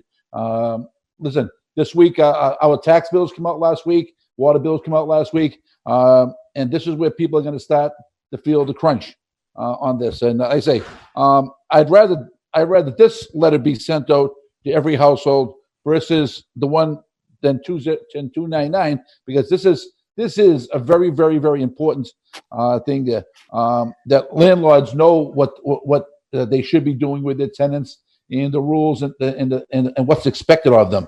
So like I said, if this can be incorporated with the other one, with 299, I feel that'd be this is much more important than 299 is. Because these are things that I talked about on television and people don't get the word out on. So again, this here I do support, but I said, if you want to combine it with 299, that would be fine too. But I say, but this is where the real information needs to come out now. Thank you, Vice President Cariello. Councilor Morell had her hand up, then Councilor Beers.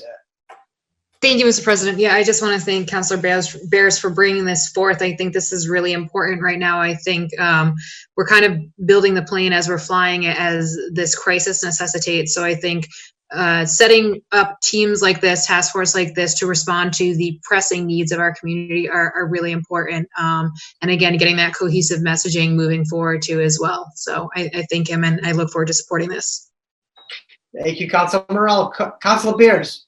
Yeah, and I think to Vice President Caraviello's point, when I was thinking of what was in 299, this is the kind of thing I was thinking of wanting to include in something like that. So providing, this is where you can find housing resources from the city and have, that be on the website, but have some of that information there, food resources, kind of all of the different ways the city is helping residents right now. So that was what I had in mind. So I would 100% support what you just said. Thank you, Councilor Beers. Any other questions from the council? Okay. Vice President Caraviallo. Mr. President, I'd like to amend that to have it go out along with 299 at the same time. Okay. In the same package, The- however we want to do it. Councilor Beers and Councilor Morella, are you okay with the amendment? Yes? This one's just mine, but yes. Oh, I'm sorry. Okay. You are corrected. It's yours. I'm sorry. Okay then. Any other questions from the council? Does anyone else have? Oh, Councilor Marks. Thank you, Mr. President. I'm just a little confused on what exactly would go out. This is the creation of a housing stability hotline. It also involves, I know, some other language regarding landlords and tenants and so forth, but I'm not quite sure. We were just discussing not confusing people, and now we're talking about adding document after document and sending it out to people, which I think may be very confusing. And you're talking to someone that actually works in housing stabilization for the state. I deal with thousands of homeless families on a daily basis. And this is something very near and dear to me. But I think what you have to do, Mr. President, is do it in a way that makes sense. And, if we're going to create a hotline and potentially even a task force, then I think we have to lay the foundation first. You have to crawl before you run. And I think we're trying to run first. So I think we should do our homework first and then look at disseminating information. Thank you, Councilor Marks. Councilor Beers. Yeah, I think to that point, I would think that we would develop something to be sent out after we kind of went through this process of getting people together. I think you're right. We have to get everyone together, see what everyone's doing, and then put something out. So that would be how I would like to work with the administration to approach it. I think some of what would be included is in this third paragraph of the resolution, things like information about state and federal resources regarding mortgages and other assistance, that type of thing. I don't think that document hasn't been created yet. We haven't had those conversations. So I think we would put something out after these folks got together to have those conversations. Thank you, Councilor Beers. Councilor Marks, do you have an additional comment? Just if I could. Yeah. I think we have to be mindful over the last several months. We've sent dozens of requests to the city administration, working on a lot of different issues and requesting a lot of different things. There's nothing that precludes the council to get together in a subcommittee or a committee that would be appropriate to the topic in discussing. We could create a task force. The city administration doesn't have to create a task force. We as a council could do a lot of things legislatively and move issues forward. And I'm not saying I don't want to work with the city administration, but I just hate to see everything passed off to administration that's already in the midst of dealing with this horrible, corona that's out there, a million things on their plate. And I just hate to say, well, here's another thing that we want you to do on top of that. And I'd like to see the council take control, and send it to a subcommittee. We can call in all the different department heads and parties as a council. We can unite this. We can work on it. There's really no need other than to get support from the administration that the council can't run with this. So I'd like to see more emphasis on the council and less emphasis on city administration, knowing that I believe they're already inundated and they're barely keeping their head above water now. And to add another task is going to be extremely difficult. It may take their focus off something that is vital. This is a very important issue, but I think we can accomplish this as well. Thank you, Councilor Marks. We have Councilor Beers and Vice President Caraviallo. I think on general principle, I don't disagree with you, Councilor Marks. On this specific issue, again, I spoke with the mayor and some other folks. They would see if we I'm volunteering my personal time to help with this as a counselor as well. So they see it as taking something off their plate and helping to bring these things together while the city staff is stretched thin, specifically on this issue. I don't disagree that I think we should do a lot more as a council and take more ownership. But on this issue at this time, I think to the point that some other counselors have made, we need to speak with one voice, have that work, and that then I've spoken with the administration, and they see this as a chance to both collaborate, get the message out, and actually try to take some work off the plate of staff who are stretched right now. Thank you, Councilor Beers. Vice President Caraviallo had a comment. Thank you, Mr. President. Council Marks is right. Maybe we were jumping the gun a little bit there. We do have a Rick, you just went on mute. We can't hear you.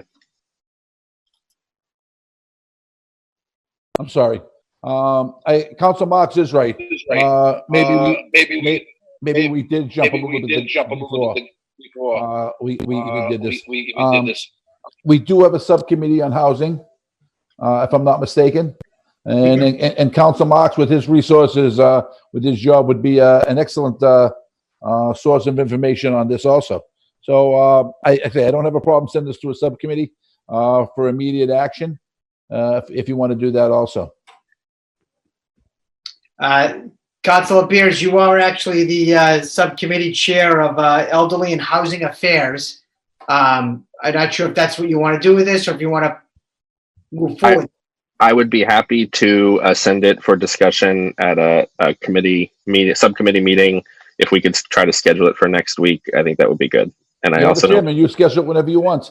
Well, there we go. My first one in a trial by fire. And The only thing is, just to let you know, we do have a subcommittee meeting that is a committee of the whole next Tuesday. As far as I know, Wednesday's wide open, so you can take that.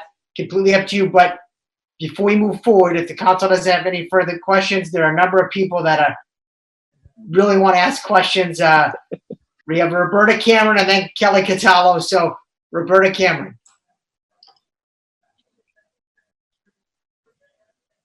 Thank you again. Roberta Cameron, 12 North Street. I don't think I gave my name and address for the record the last time I spoke.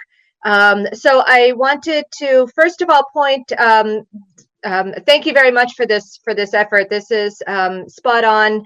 I wanted to point out that the Office of Community Development has actually already developed a web page dedicated to emergency housing resources. And so I'd like to see that everyone in the public knows that page exists on the city's website. It's got some very important resources, both locally, regionally, the city, and federal resources. So people should be aware of that. And secondly, I think that it is really critical. It would be very helpful to actually have a formal housing task force working together. As Councilor Bears mentioned earlier, the Community Preservation Committee, members of our committee have been working toward looking at ways that we can utilize CPA resources to be able to provide emergency housing assistance to help people deal with the crisis. And while we're going to be hopefully, we'll hopefully have a proposal next week that we can vote on in our committee.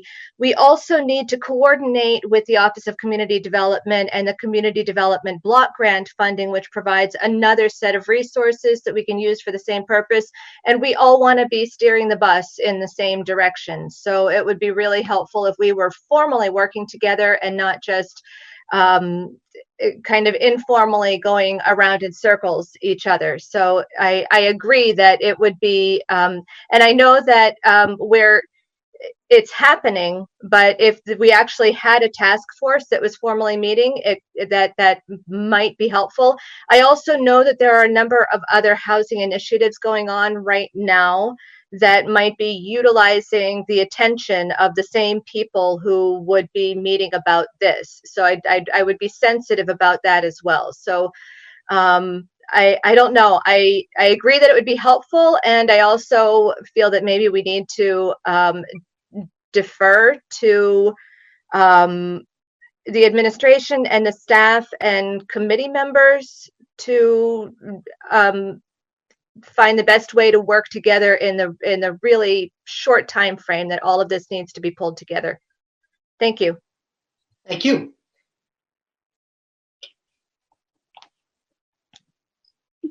Kelly Catallo.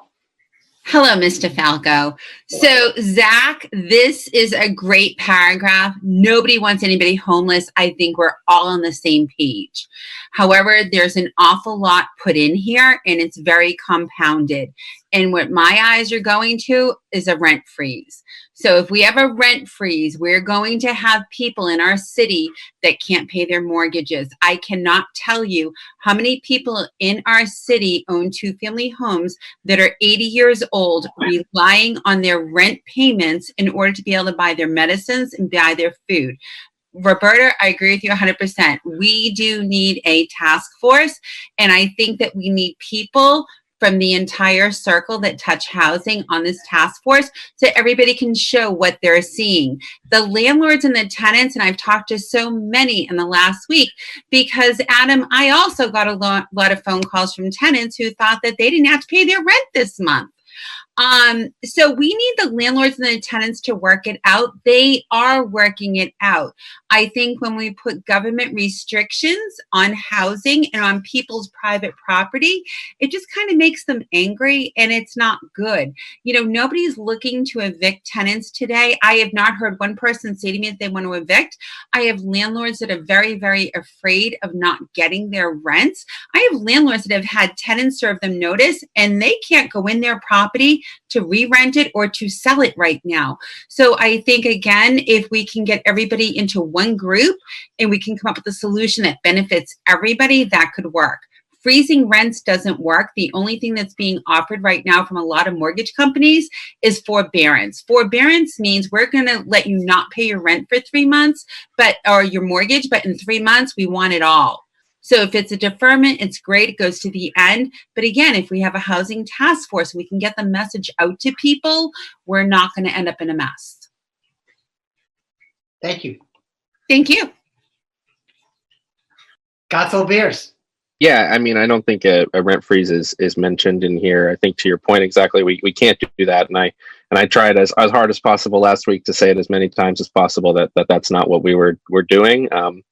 You know, I've gotten a lot of messages again from landlords, tenants, and homeowners who are all really nervous about making payments. So I hear you on that. I've heard from many people. I think we heard some on the call. So the idea here, I think, is not to say, look at one piece of the puzzle and say, no, you know, it's not just about rent, but saying that we're providing resources, sharing the information that's out there.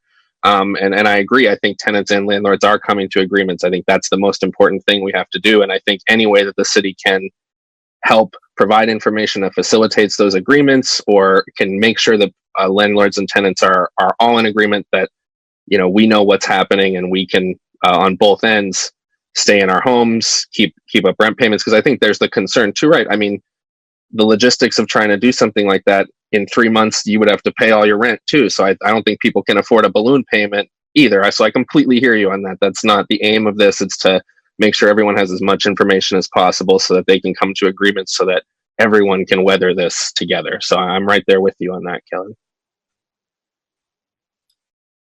Kelly Cattell. So I get where you're coming from. We're all on the same page, Zach, but I want you to look at your resolution in paragraph 4, the one that starts with "be it further ordered."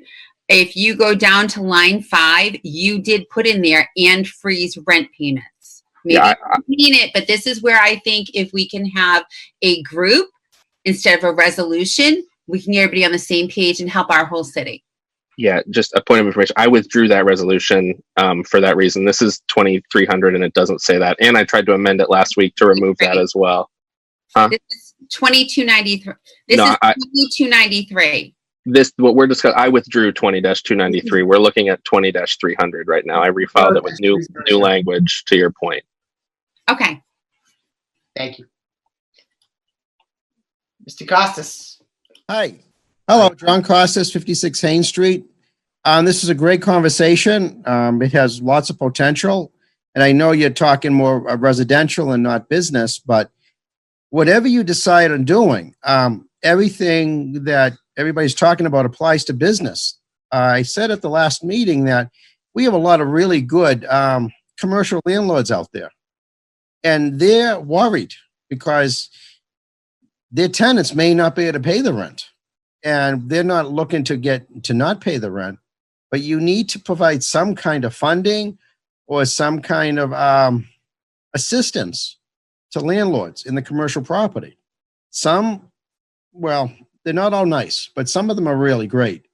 And so whatever you decide to do, if you can tailor it for commercial properties, and especially in the business districts, that'd be great. Thank you. Thank you. Councilor Beers. Yeah, and John, I hear you on that too. I've been following some of the state level legislation on this. It hasn't been filed or the right things haven't been filed yet, but I'm hoping that we can at future meetings talk about help for the small businesses on that issue as well, because it's a huge issue. Thank you, Councilor Beers. Councilor Knight. Mr. President, I will say that it's going to be a very long term for the Medford City Council if we debate every single bill that's filed at the state legislature. In terms of the paper that's before us this evening, I think we've talked this item up quite a bit, and I would move for a vote on the topic. Thank you, Councilor Knight. We have one more comment from, is it Will?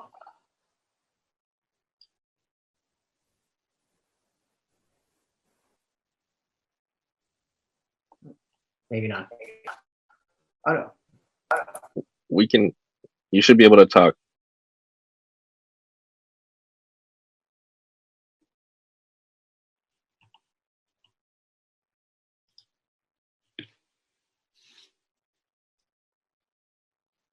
We can't hear you. Point of information, Mr. President, maybe in the alternative, you can type his question into the chat icon down below and we can read it. Okay. Yeah, he's gonna type it now. While we're waiting for the question, Clerk Hurtubise, do you have any emails that have come in on this issue?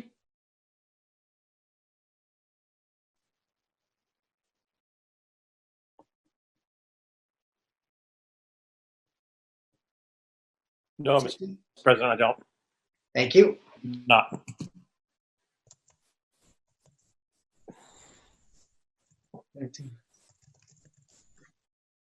Okay, it's my understanding that a rent freeze payments, rent increases, while it's a rent moratorium that halts payments. Is that right? I think a lot of people are throwing around a lot of terms, but that would be my understanding. Okay. Thank you. Okay, Councilor Beers, did you want this to go to subcommittee? Yeah, I'm fine referring this to Elder and Housing Affairs. Okay. On the motion, Councilor Beers, to move this to the Elderly and Housing Affairs Subcommittee, seconded by? Seconded by Councilor Morell. Clerk Hurtubise, please call the roll. Councilor Bears. Yes. Vice President Caraviello. Vice President Caraviello. Yes. Yes. Councilor Knight. Yes. Councilor Marks. Yes. Councilor Morell. Yes. Councilor Scarpelli. Yes. President Falco. Yes, 7 in the affirmative, 0 in the negative. The paper goes to the Elderly and Housing Affairs Subcommittee. That subcommittee is chaired by Councilor Zach Beers, and members of that subcommittee are Councilor Marks and Councilor Caraviello. Thank you.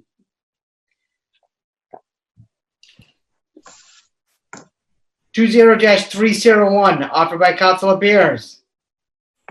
Be it ordered by the Medford City Council that the city administration amend the mayor's 3/31/2020 executive order regarding the showing of housing units to specify the unoccupied housing units can still be entered and shown. Councilor Beers, before we continue on this, are you asking, can you clarify that? I would like to, sorry, go ahead. Can you clarify the resolution? Are you asking us to amend it or the city administration to amend it? So I'm asking the city administration to amend it. I don't think we can amend an executive order, my understanding of how that works. So I would change it. I would amend it just to say be it resolved instead of be it ordered. Okay.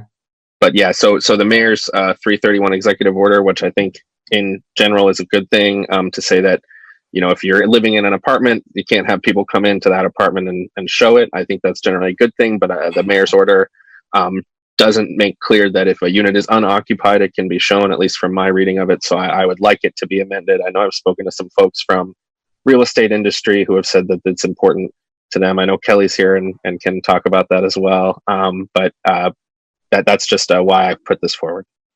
Okay, thank you, Councilor Beers. Would any councilor like to speak on this before I open it up for further discussion? Councilor Knight. I'm just wondering if the sponsor of the resolution spoke with the administration and asked for clarification prior to filing the resolution. I did. They said they would look into it. So the administration has banned the showing of these units, or they haven't? Again, that's my reading. I know that some realtors are concerned that they feel that it does ban it. Right. And in the conversations you've had with the administration, did they clarify it all? No? Not yet, no. Thank you. Thank you, Councilor Knight, Councilor Beers. Any other questions from the councilors? Vice President Caraviallo and then Councilor Marks. So if I'm understanding this, we are we're changing this to recommend that suggest or recommend that the administration change this order, correct? Yes.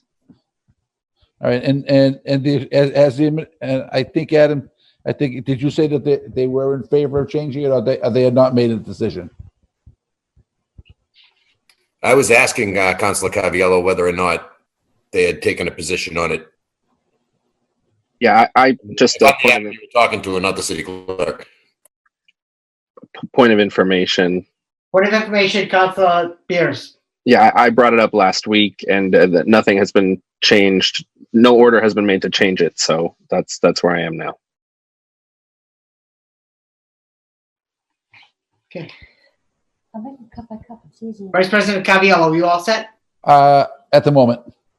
You think it's going to be a long meeting? Kelly Catallo. So I guess my question is, since it's on the table here and you guys all might vote on it, do you have a problem with a homeowner that wants to allow us to show their home? So if they live in their home, and Zach, I get where you're getting, no tenant wants to feel like somebody is going to barge into their home and they're going to feel unsafe. However, if a homeowner puts their house on the market, is it okay for the homeowner to allow somebody in? Are you okay with that? Councilor Knight. Mr. President, at this point in time, I think this is where we are beginning to tread into murky and dangerous waters, where we're going to start delivering mixed messages. I think it's important that the administration address this issue, because the administration is really responsible for the enforcement of the executive order. They're the body of the government that has the tools and the responsibility to execute and implement. So with that being said, Mr. President, I'd be very cautious going down this line of questioning if we're not all on the same page and have consistent answers, because we're going to be giving mixed messages similar to what happened last week. So I just want to be very clear, Mr. President, that I think that we're treading down the wrong path at this point in time. And this might be a topic that needs to be clarified through the city administration very simply with a one-line response to the council, yes or no. It's allowed or it's not allowed. And I think that will nip this in the bud right now. But when Ms. Catallo, who's a local real estate agent who has a very successful business here in the community, asked the question, do you have a problem with this? Do you have a problem with that? I think that that's going to start bringing us down the line of, well, I think this, I think that, he thinks this, she thinks this. We need a consistent message going forward, Mr. President. That message has to come through the administration through a clarification of their executive order. I would agree. And Mr. President, I would ask that this be offered in the form of a motion, that the paper be forwarded to the administration for clarification on their executive order as to whether or not rental units are allowed to be shown when the units are unoccupied. Thank you, Councilor Knight. I'm sorry, housing units, not rental units, housing units. I would second that motion.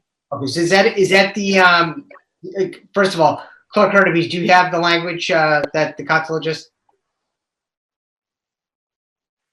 I know I talk fast as it is, and on Zoom, it doesn't make it any easier. You are correct. Clerk Hurtubise, do you have the language that Council Knight just offered? I don't have all of it, no. If you could please phrase that again. The motion would be to refer the paper to the city administration for clarification on their executive order as to whether or not unoccupied housing units are able to be shown. Okay.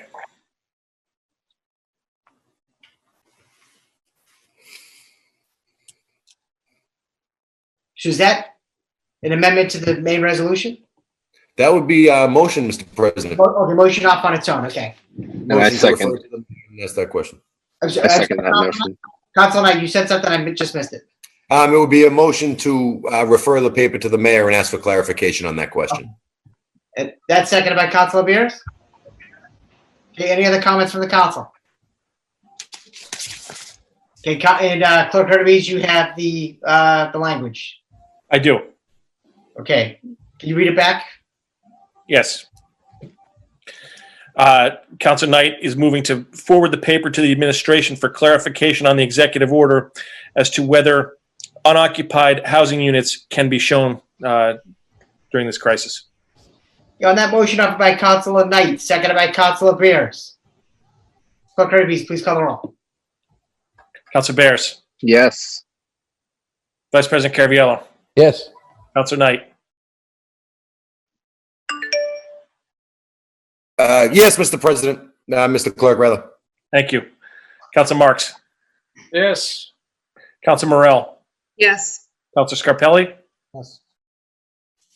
President Falco. Yes, 7 affirmative, 0 in the negative, the motion passes.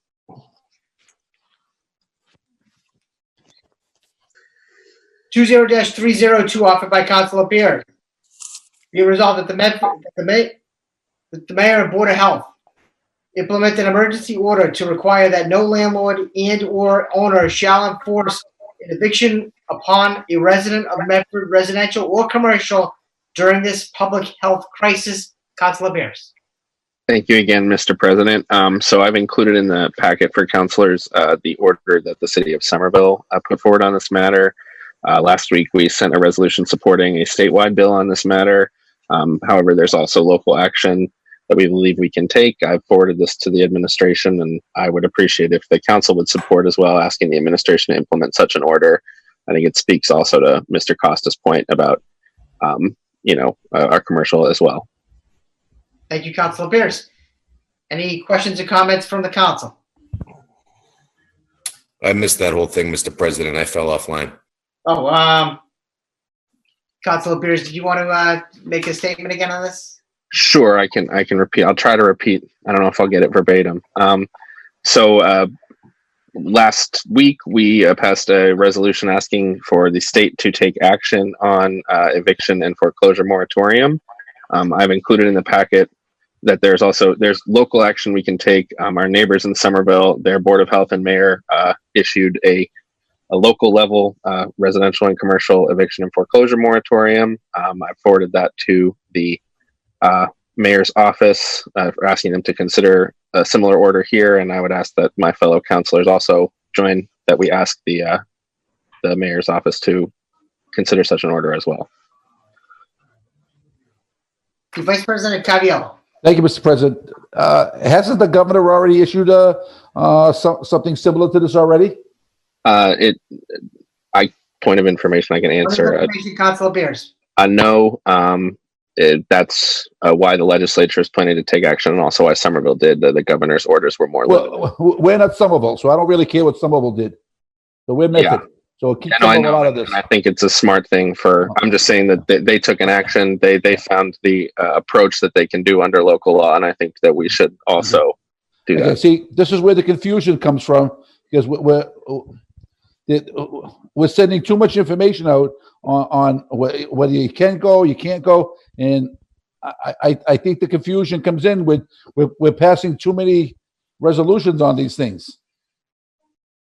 Yeah, I hear you. I think this is a massive emergency. I'm getting a lot of people asking. I haven't heard anybody being kicked out of anywhere yet. The couple that I did talk to, it was resolved.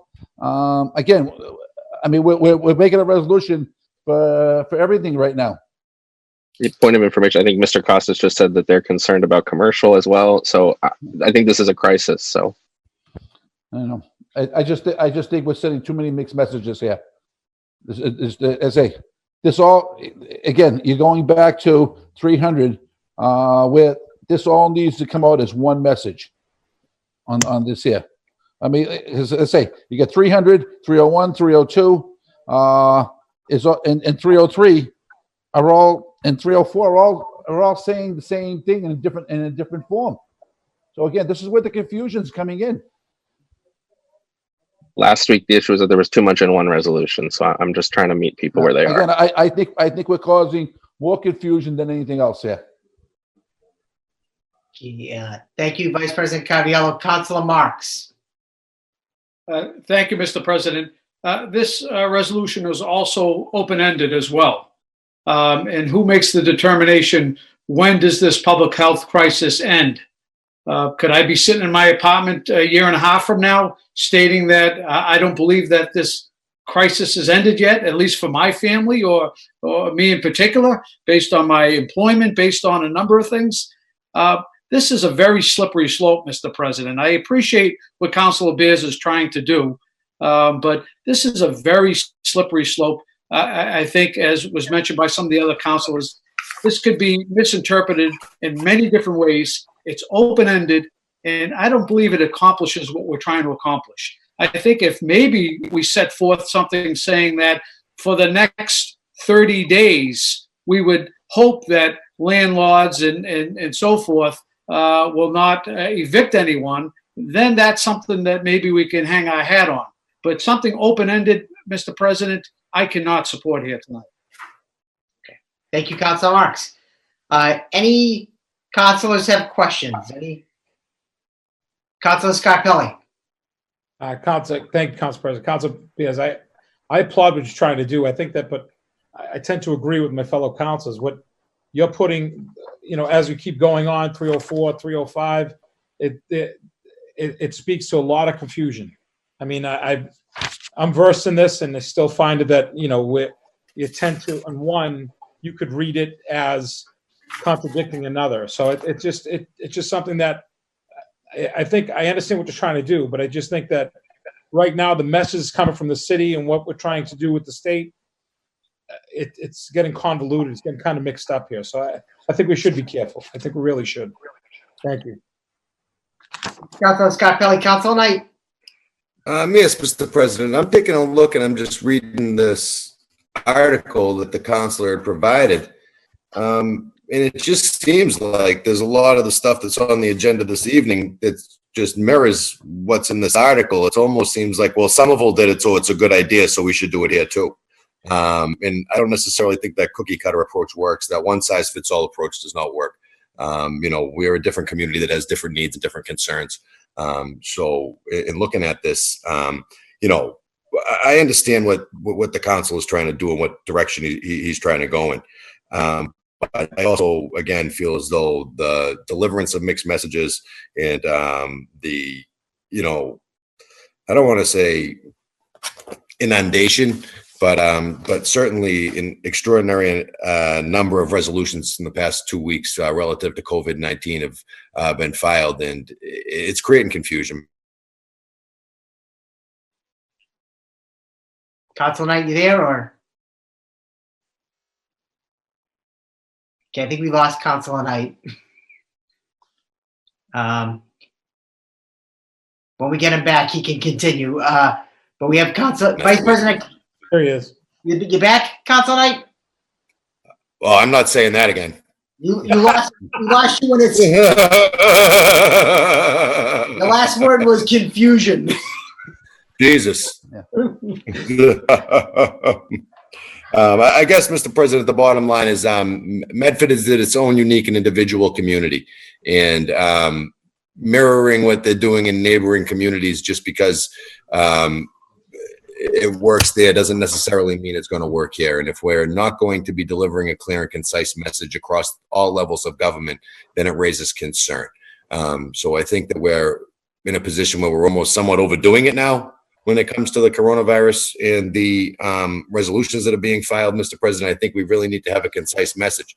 if we all want to get on the same page, I think that the appropriate course of action might be to sit down and meet with the administration, to meet with, you know, our Director of Civil Defense, our emergency management personnel, and figure out what's really going on with this situation here in our community.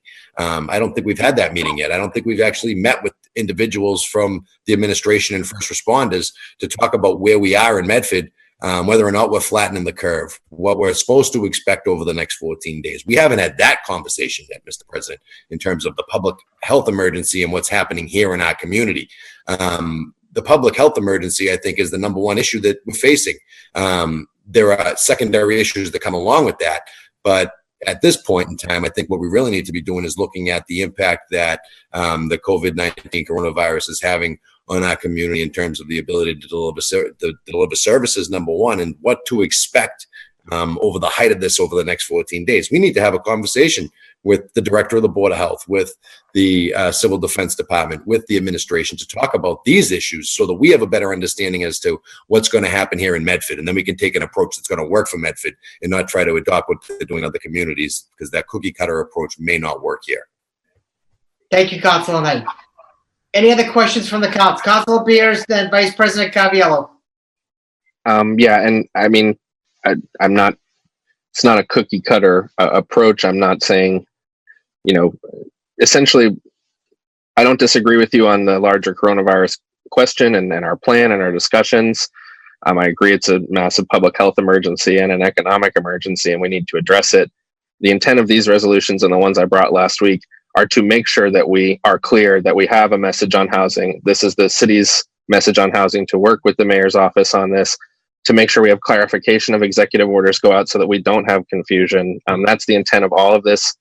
And I think as Medford, you know, there's going to be a lot of impacts of this public health emergency. One of them is going to be severe impacts on housing. We're already seeing that. I think we've heard that housing and also real estate in general, for commercial as well. We've heard that voiced. I proposed these resolutions, and I think we need to take action because housing is a local and a state issue, and it's going to present a big problem if in 3 weeks we don't have that clear message, we don't have a fact sheet, we don't have the information online, we haven't had the conversations. So that's why I put this forward. Just to Councillor Marks's point, this would be for the duration of the state of emergency, or at least I believe that the Somerville order was for the duration of the state of emergency as ordered by Governor Baker. But again, I would be happy if the mayor thought a different approach was fine. You know, this is us saying that we need to do something on this issue at the city level. If folks aren't interested in that on this specific item, I'm happy to withdraw or send it to committee for more discussion. Point of information. Point of information, Councilor Scott Pelley. Again, I think that reverting back to 300, like Councilor Caraviallo said, Council Beers, that subcommittee and talking about housing sustainability task force, guidance regarding housing resources, I think that does belong with everything that you're asking for. So I think maybe that might be the course that we go on. So that's what, you know, these all fall into that. I think I agree with them, and I think that subcommittee can address all these to get a better defined message instead of boom, boom, boom, boom. Because I think that the separation of it is a little confusing. So that's my opinion. So thank you. I would be happy to move to send this also, either attach it to 20-300 and send it to that subcommittee or send it separately. Councilor Knight. Second the motion, Mr. President. So Councilor Beers, are you making a motion to move this to the Elderly and Housing Affairs? Yes. Okay, that's been seconded by Councilor Knight. There are a few questions that a few people have their hands up. So I'll recognize Kelly Catallo, then Mima Sharma. I'm sorry, hopefully I have that right. Amina Sharma. So let's go with Kelly Catallo first. So the eviction thing, the way that it's written, evictions are not easy. So to say nobody's going to be evicted, if you mass murder somebody and somebody wants to evict you, you're gone. If you're dealing drugs out of the apartment, there's a 2-year-old that lives downstairs, you should be gone. The House and the Senate are already dealing with this. The House bill is 4615. The Senate is bill 2621, and they are trying to come with a consensus. I think once this is already on the state level, we as a city need to back off and let our state legislatures do what they need to do. I do believe that your heart is in the right place and that we do need a housing task force. We want to protect people, but at the same instance, we don't want to do it at the financial rhetoric of the property owner either. So the property owners aren't bad people, but they are the people that are paying you the taxes that you said in January that they wanted you to raise. They don't want you to raise them, but they're paying all your increased fees for everything else in the city. And I think at some point we need to back off as a city and let the state legislators do their job. Thank you. Meena Sharma.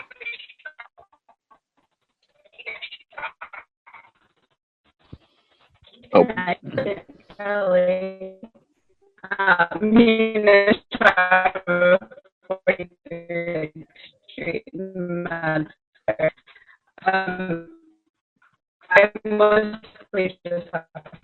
Nina, we can't hear you that well. Whatever proposal you are putting together. Mina? Simple. As an agent who's trying to work with clients. Mina? And Arlington, I'm confused. But I can probably use the word that I want. Mina, if you could type the question into the chat, I greatly appreciate it. Is that better? Yes, that's better. Can you get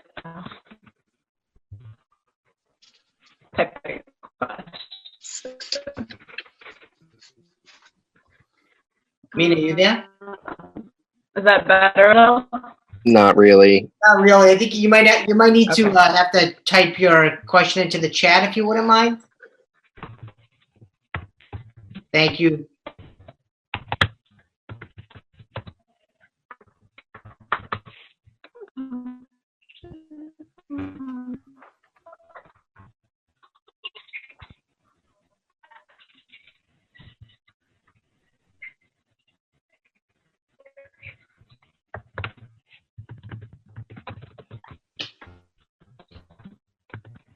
Okay, as an agent trying to navigate business in Somerville, Medford, and Arlington, it's very unclear on how to proceed. You want that, Councilor Beard? Here now. Okay.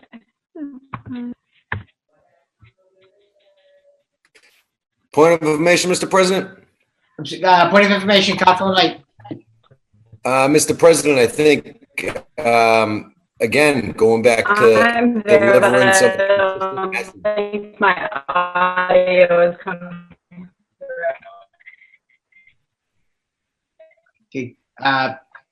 We can't hear you.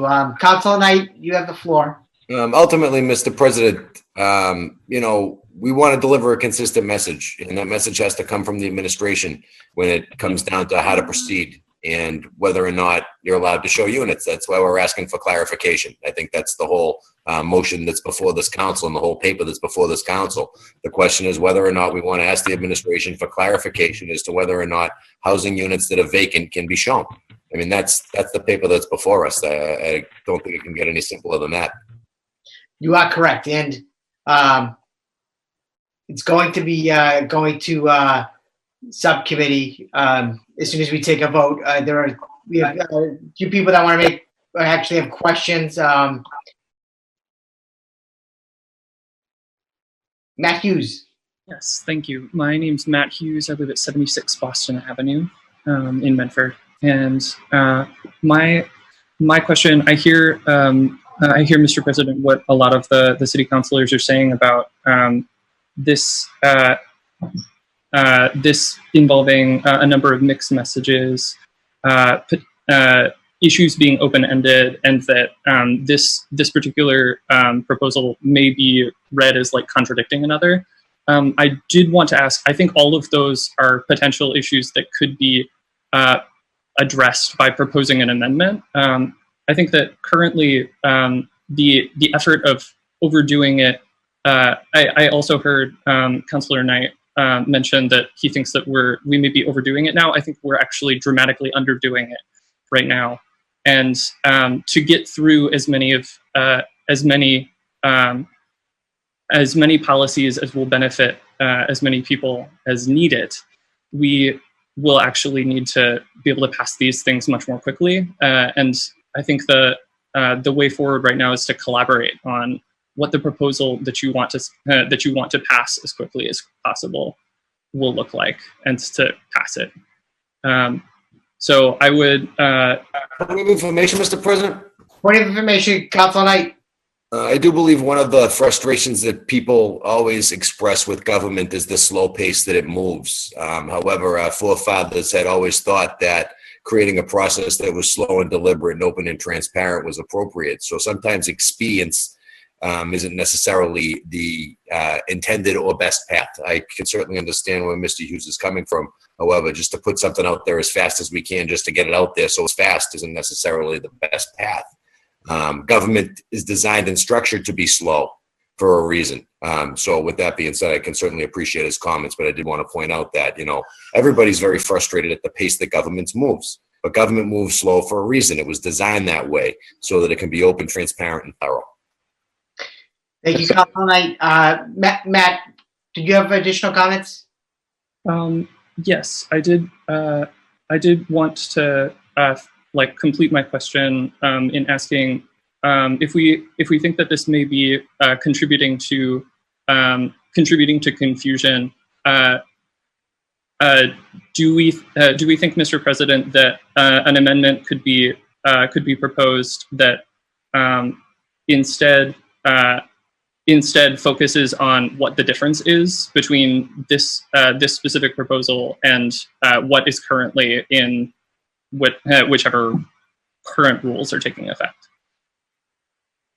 Well, and that would be up to the sponsor of the resolution. I mean, at this point, the consensus seems to be among the members that this should actually, move to, subcommittee, where the subcommittee, from what I'm hearing, is ready to hammer this out ASAP.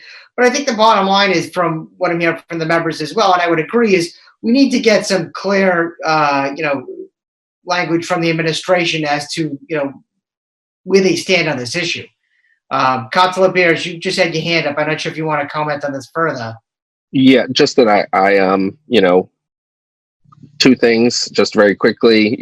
We are in an emergency, and in an emergency, government takes fast and quick action, and usually it happens through the executive. And I think as a legislative branch, we want to try to balance that as much as possible and be part of that process. We don't want an emergency to mean that we are cut out of things. So that's just another treatise on government for this call.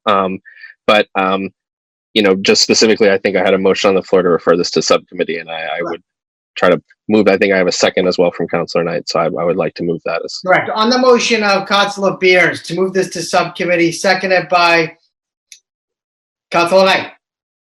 Clerk Kirby, please call the roll. Councilor Bears. Yes. Vice President Caraviello. Yes. Councilor Knight. Yes. Councilor Marks. Hallelujah. I'll take that. Councilor Morell. Yes. Councilor Scarpelli. I want a clarification, if I can, Mr. President, with this. Are we including all of the resolutions that Mr. Council Bears that has to do relevant to housing? No, just on this resolution for now. We're in the middle of the roll call, so just in this one. Yes. President Falco. Yes. 7 in the affirmative, 0 in the negative. The 20-302 will be going to the subcommittee on elderly and housing affairs, chaired by Councilor Beers, with Councilor Marks and Councilor Vice President Caraviello as members. 20-303 offered by Councilor withdraw, Mr. President. Withdrawn. Okay. Councilor Beers withdraws 20-303. 20-304 offered by. I withdraw, Mr. President. That's withdrawn as well. So 20-304 has been withdrawn by Councilor Beers. 20-305 offered by Councilor Beers. Be withdrawn. Councilor withdraws 20-305. 20-306 offered by Councilor Beers. Be it resolved that the Medford City Council requests that the Commonwealth of Massachusetts significantly increase the contribution to the COVID-19 rental assistance for families in transition, RAFT fund, to reflect the scope of the economic crisis caused by COVID-19.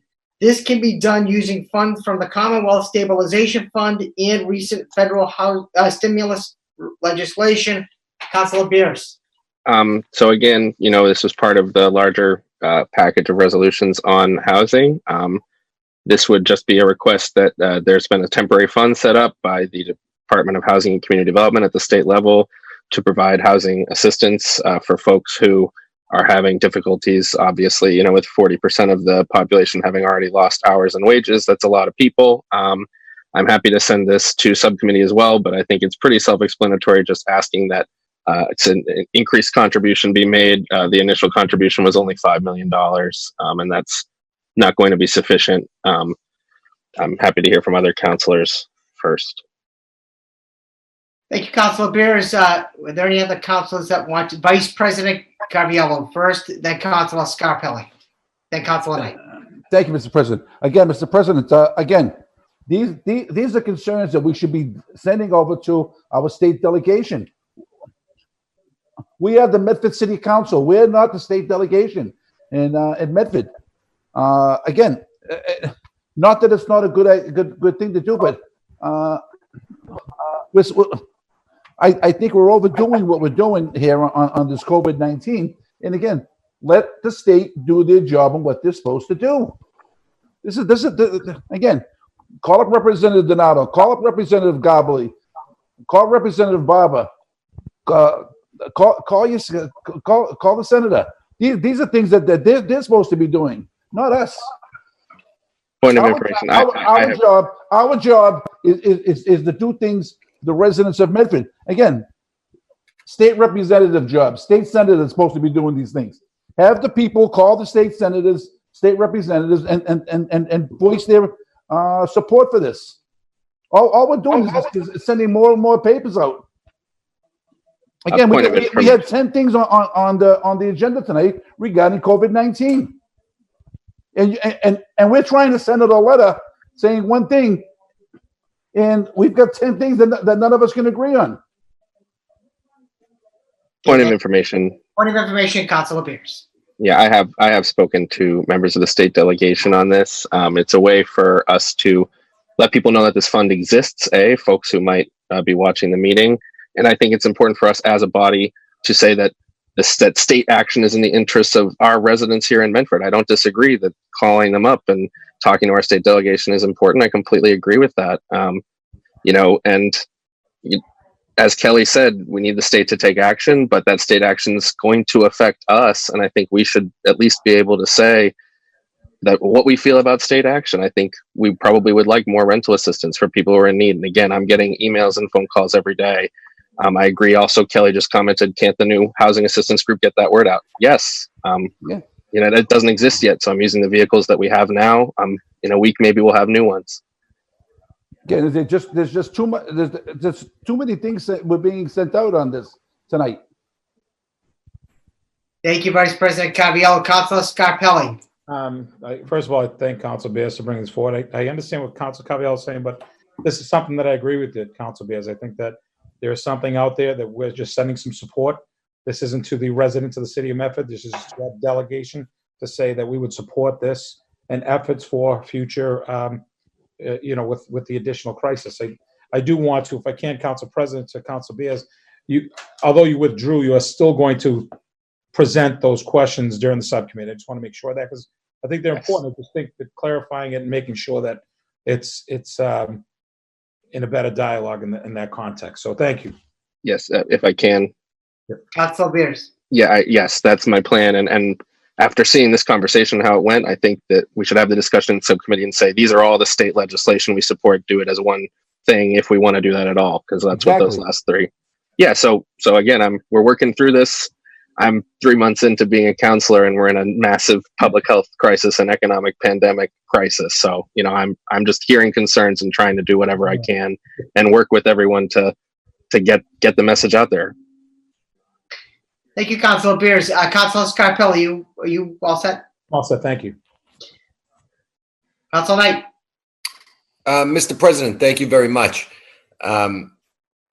We're right now in a position economically where the city of Medford is not going to be afforded the same level of aid that we've received in the past, in my opinion. We're looking at pretty much virtually every sector of our economy being shut down for a quarter.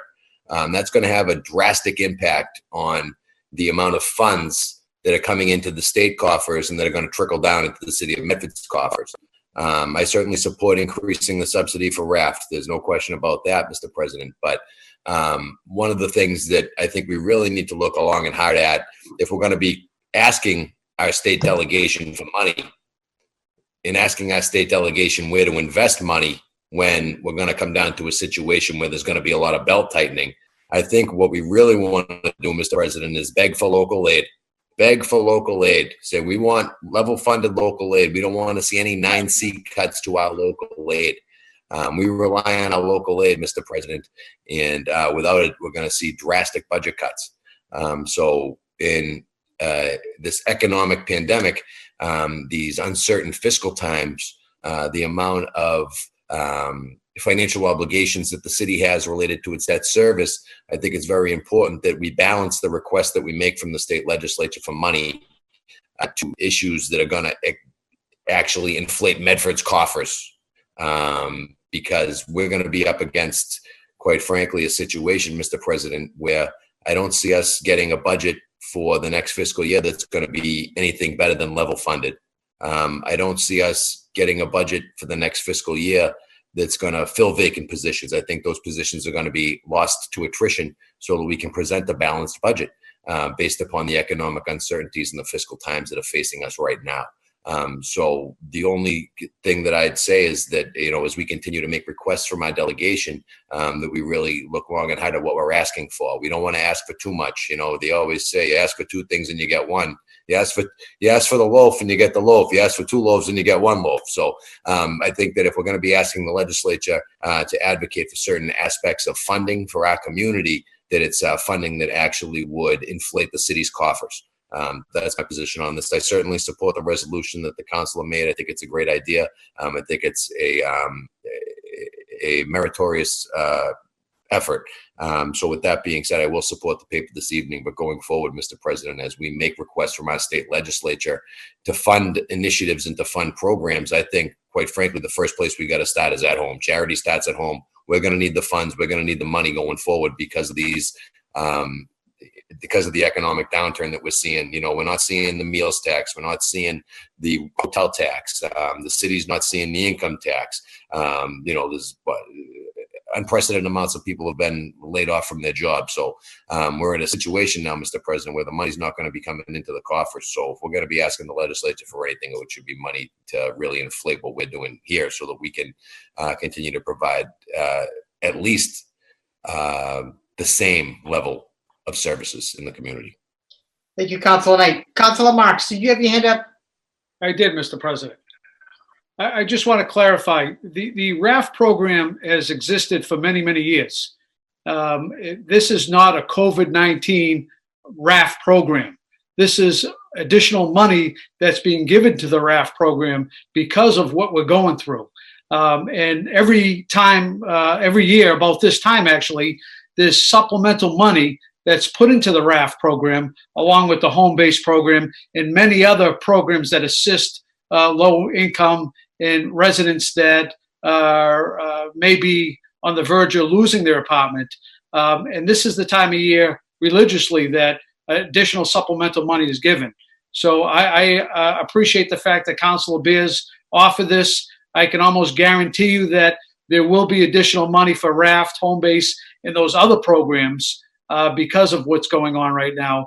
And I don't think us sending something to the state legislature in support of it would do any harm, and it can only do some good. So I would support this, Mr. President, in making sure, this is the money that's, as Councilor Knight just alluded to, that's being sent to the most vulnerable. So if you're someone that's living day to day in a time like we're going through now, one paycheck could mean losing your apartment. And, so to many people, additional stimulus money, which I refer to as stimulus money, additional money for the RAF program may keep you in your apartment. If you're homeless, home base may be the additional money that you need to get you into your own permanent housing. So these are all important programs, and the state legislature, as Councilor Beers probably knows, they usually only fund it 60, 70% at the beginning of the year, and then there's supplemental money that comes shortly after that. And this is what we're seeing now, and I will support this tonight because it's a good measure in keeping those most vulnerable in our population in their apartments. Thank you, Councilor Marks. Councilor Beers, did you have a comment? Sorry, I was on mute. I don't usually do that. Councilor Knight just got me thinking, and whether it's a B paper, I'm not sure, but would it be possible for the Intergovernmental Affairs Subcommittee to hold a meeting to talk about what Councilor Knight just talked about as well? Because I do think it's important that we understand the impact of what's going on at the state level on funding on the city. You mean from a budget perspective? Yeah, just the local aid and all the stuff that Councilor Knight just more eloquently discussed.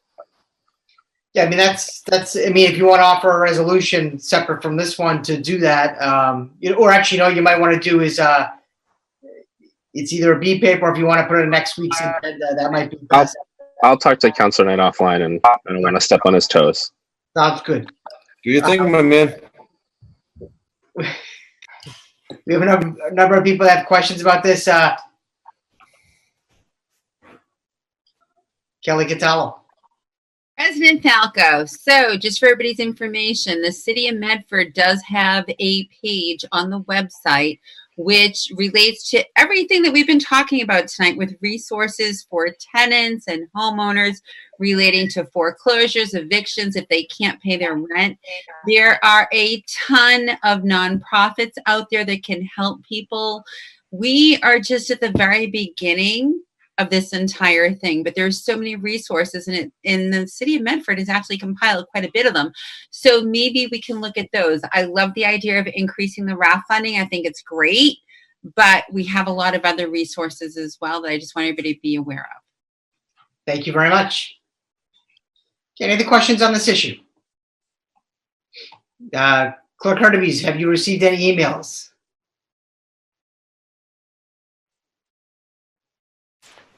Mr. President, I'm just checking. I have not. Okay.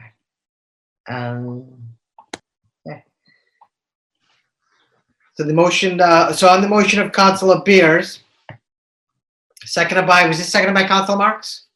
Second. Okay, second by Councilor Marks. Clerk Hurtubise, please call the roll.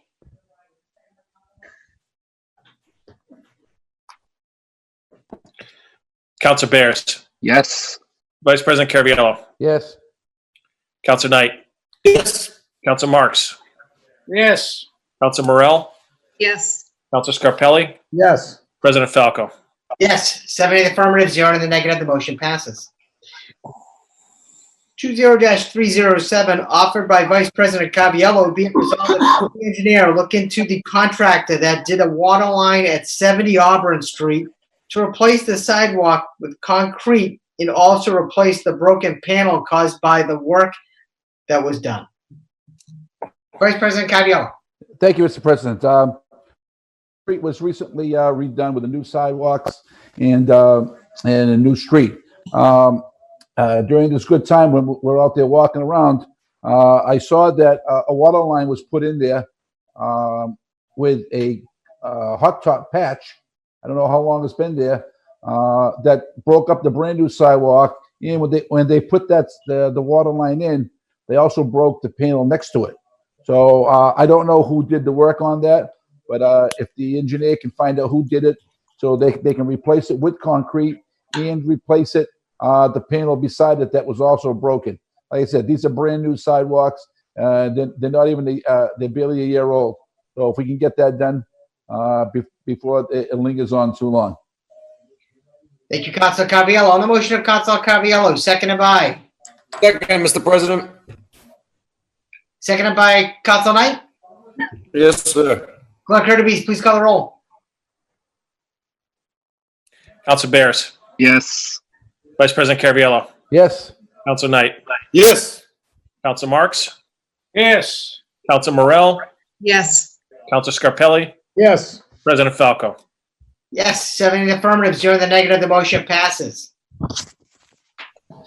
20-308 is offered by, it's a joint resolution offered by myself and Vice President Caraviallo. If I could call on the senior member, Councilor Marks, to take the chair to read 20-308, please. Offered by President Falco and Vice President Caraviallo. Be it resolved that the administration update the city council as to when peer consultants will be hired and what type of peer consultants will be hired to assist the city of Medford through the 40B process. Council President. Thank you, Councilor Marks. Thank you.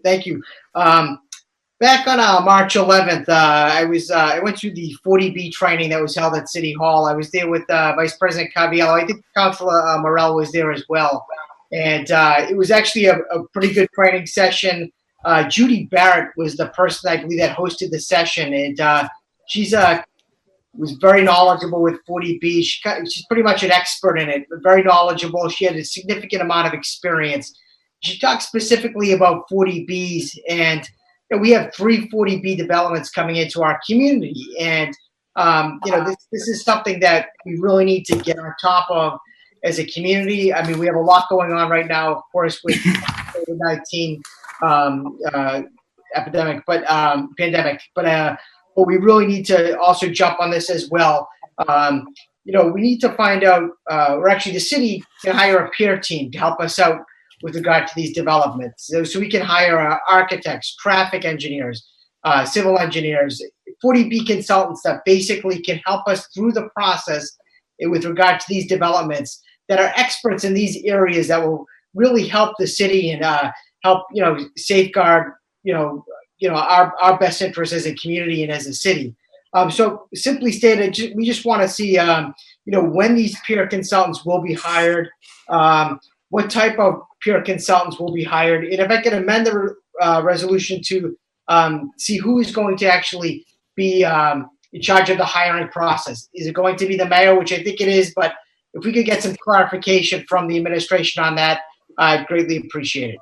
Thank you. The basil pesto spread? Yeah. What about it? No. Move for approval, Mr. President. Vice President Caraviallo. Thank you, Mr. President. I thank the council president for bringing this forward. I was there that night when we did the training, and it was a very informative session.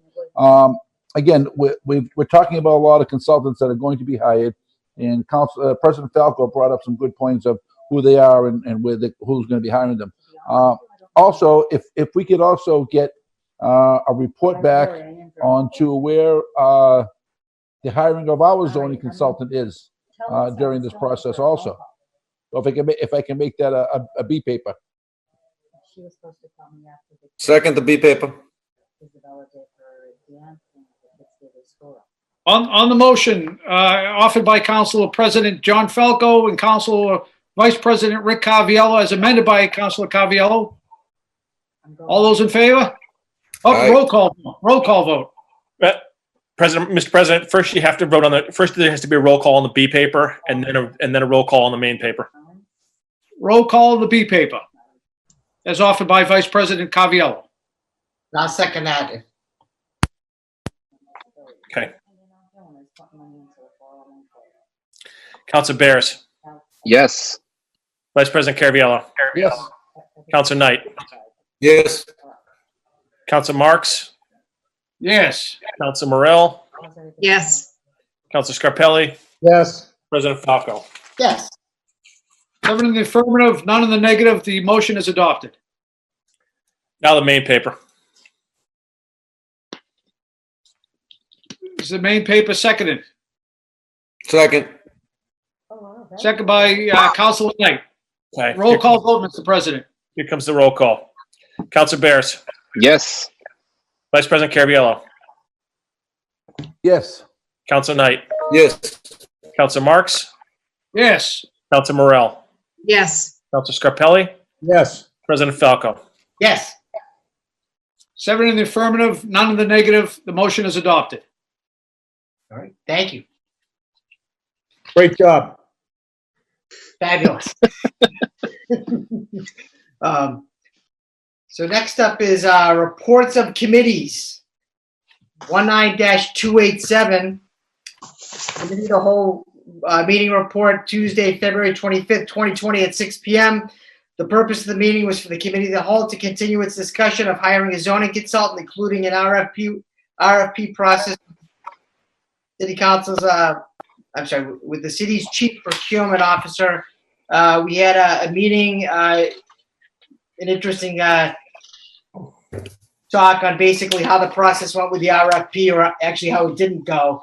And the end result was basically that an RFQ is going to go out. And we should actually, I think, be getting an update on that soon. But actually, as you heard just a second ago, Councilor Caviello offered a resolution to get a further update on that. But that was basically, we basically decided that an RFQ process would go into effect. And Ms. Khan, Shab Khan, has been working on that. So we should hopefully be getting an update soon. So on the motion of Vice President Caviello to approve that committee report, seconded by? John. Oh, Council Knight. Mr. President, thank you very much. I think it's very important to point out that when Mayor Longo was on the council, she was an advocate for the hiring of she was very outspoken about it, and I'm very happy to see that her administration is keeping that $40,000 commitment that the previous administration had made to this council. I think that's very important, Mr. President, that the $40,000 commitment for a zoning consultant is carried over from the previous administration to this administration. Correct. So I do want to point that out, that there is $40,000 of funds that are committed to this endeavor. I would also like to ask the question, Mr. President. This subcommittee meeting was sometime in late February, and at the time we had asked for a list of all the consultants that had been hired since the change in administration. And I don't believe the council has yet received that documentation. So I'd just like to reiterate that request with the approval of this subcommittee report, Mr. President. Okay. Thank you, Councilor Knight. I'd offer that in the form of a motion to the administration. Is that an amendment to this then? I'd offer in the form of a motion to the administration for an update on that. Okay. So we'll vote on the committee report first to approve the committee report. On the motion of Vice President Caviello, does someone want to second this? Second. Seconded by Council Knight. Clerk Hurtubise, please call the roll.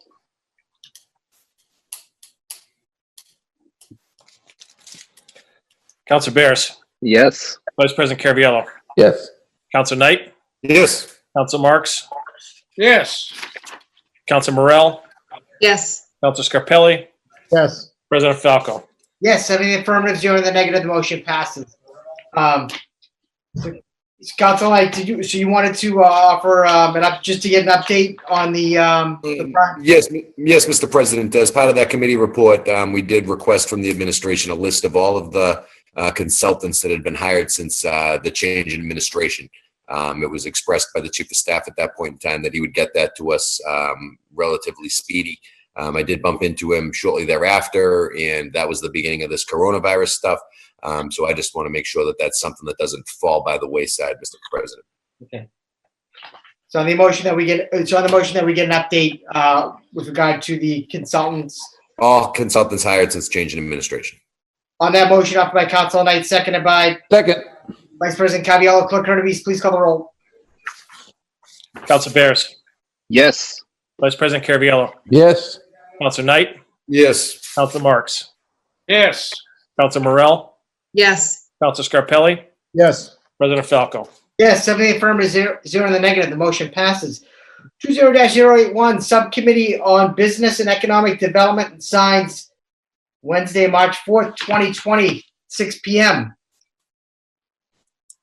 Councilor Morell, do you want to give a brief explanation on this, or Sure. Yeah. Thank you, Mr. President. So we met to go over the signed denials that had come in during the moratorium.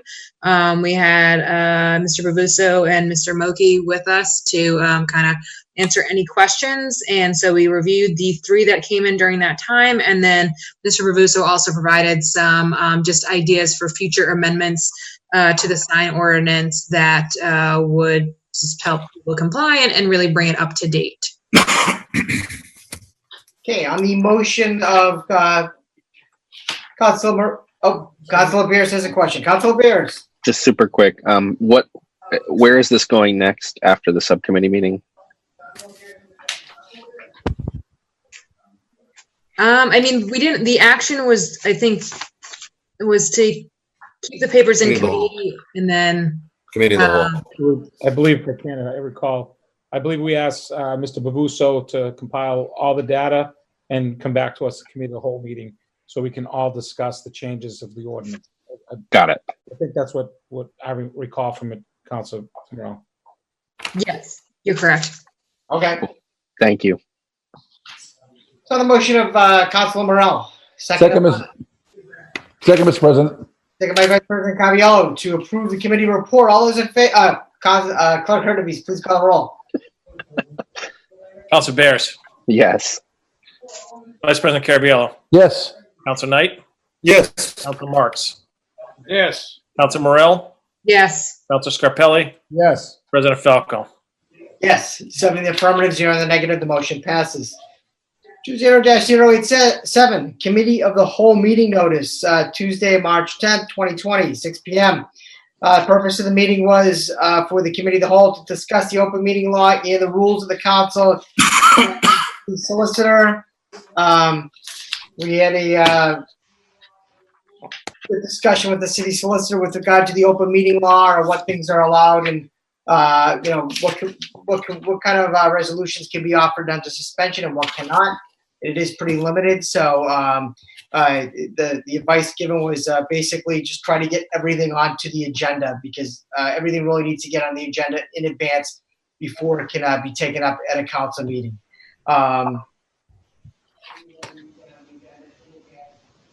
Anybody like to make a motion to approve the committee? Motion to adopt the committee report, Mr. President. Second, Mr. President. Council Knight, seconded by Councilor Beers to accept the committee report. Clerk Hurtubise, please call the roll.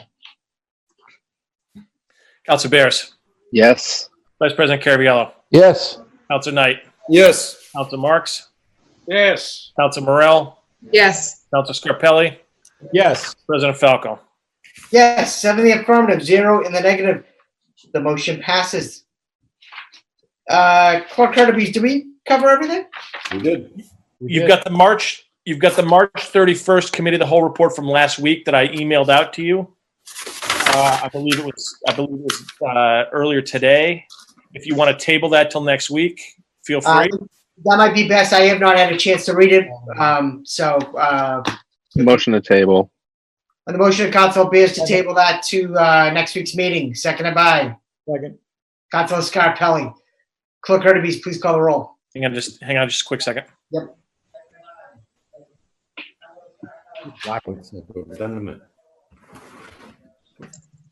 All right, on the motion to table, Councilor Bears. Yes. Vice President Caraviallo. Yes. Councilor Knight. Yes. Councilor Marks. Yes. Councilor Morell. Yes. Councilor Scarpelli. Yes. President Falco. Yes, 7 in the affirmative, 0 in the negative. The motion passes. That's everything, right? Yes. Motion to adjourn, Mr. President. Second. Oh, we get the minutes, I believe. Regular records. Oh, right. Records. The records of the meeting of March 31st, 2020 were passed to Councilor Scarpelli. Councilor Scarpelli, how did you find those records? Mr. President, I find the records flawless. Yes, right. On the motion of Councilor Scarpelli to approve the flawless records, seconded by Councilor Beers. Clerk Hurtubise, please call the roll. Gladly. Councilor Bears. Yes. Vice President Caraviallo. Yes. Councilor Knight. Yes. Councilor Marks. Yes. Councilor Morell. Yes. Councilor Scarpelli. Yes. President Falco. Yes, 7 in the affirmative, 0 in the negative. The motion passes. A motion, Councilor Beers, to adjourn the meeting, seconded by Councilor Fox. Oh, seconded by Councilor Marks? Second. Second. Clerk Kirby, please call the roll. Councilor Bears, Yes. Vice President Caraviallo, Yes. Councilor Knight, Councilor Knight, Mark him as absent, please. He checked out. Councilor Marks, Yes. Councilor Morell, Yes. Councilor Scarpelli, Yes. President Falco. Yes, 6 in the affirmative, 0 in the negative, 1 absent. The motion passes. And the meeting is adjourned. Thank you. Good night. Be safe. Thank you. Good night.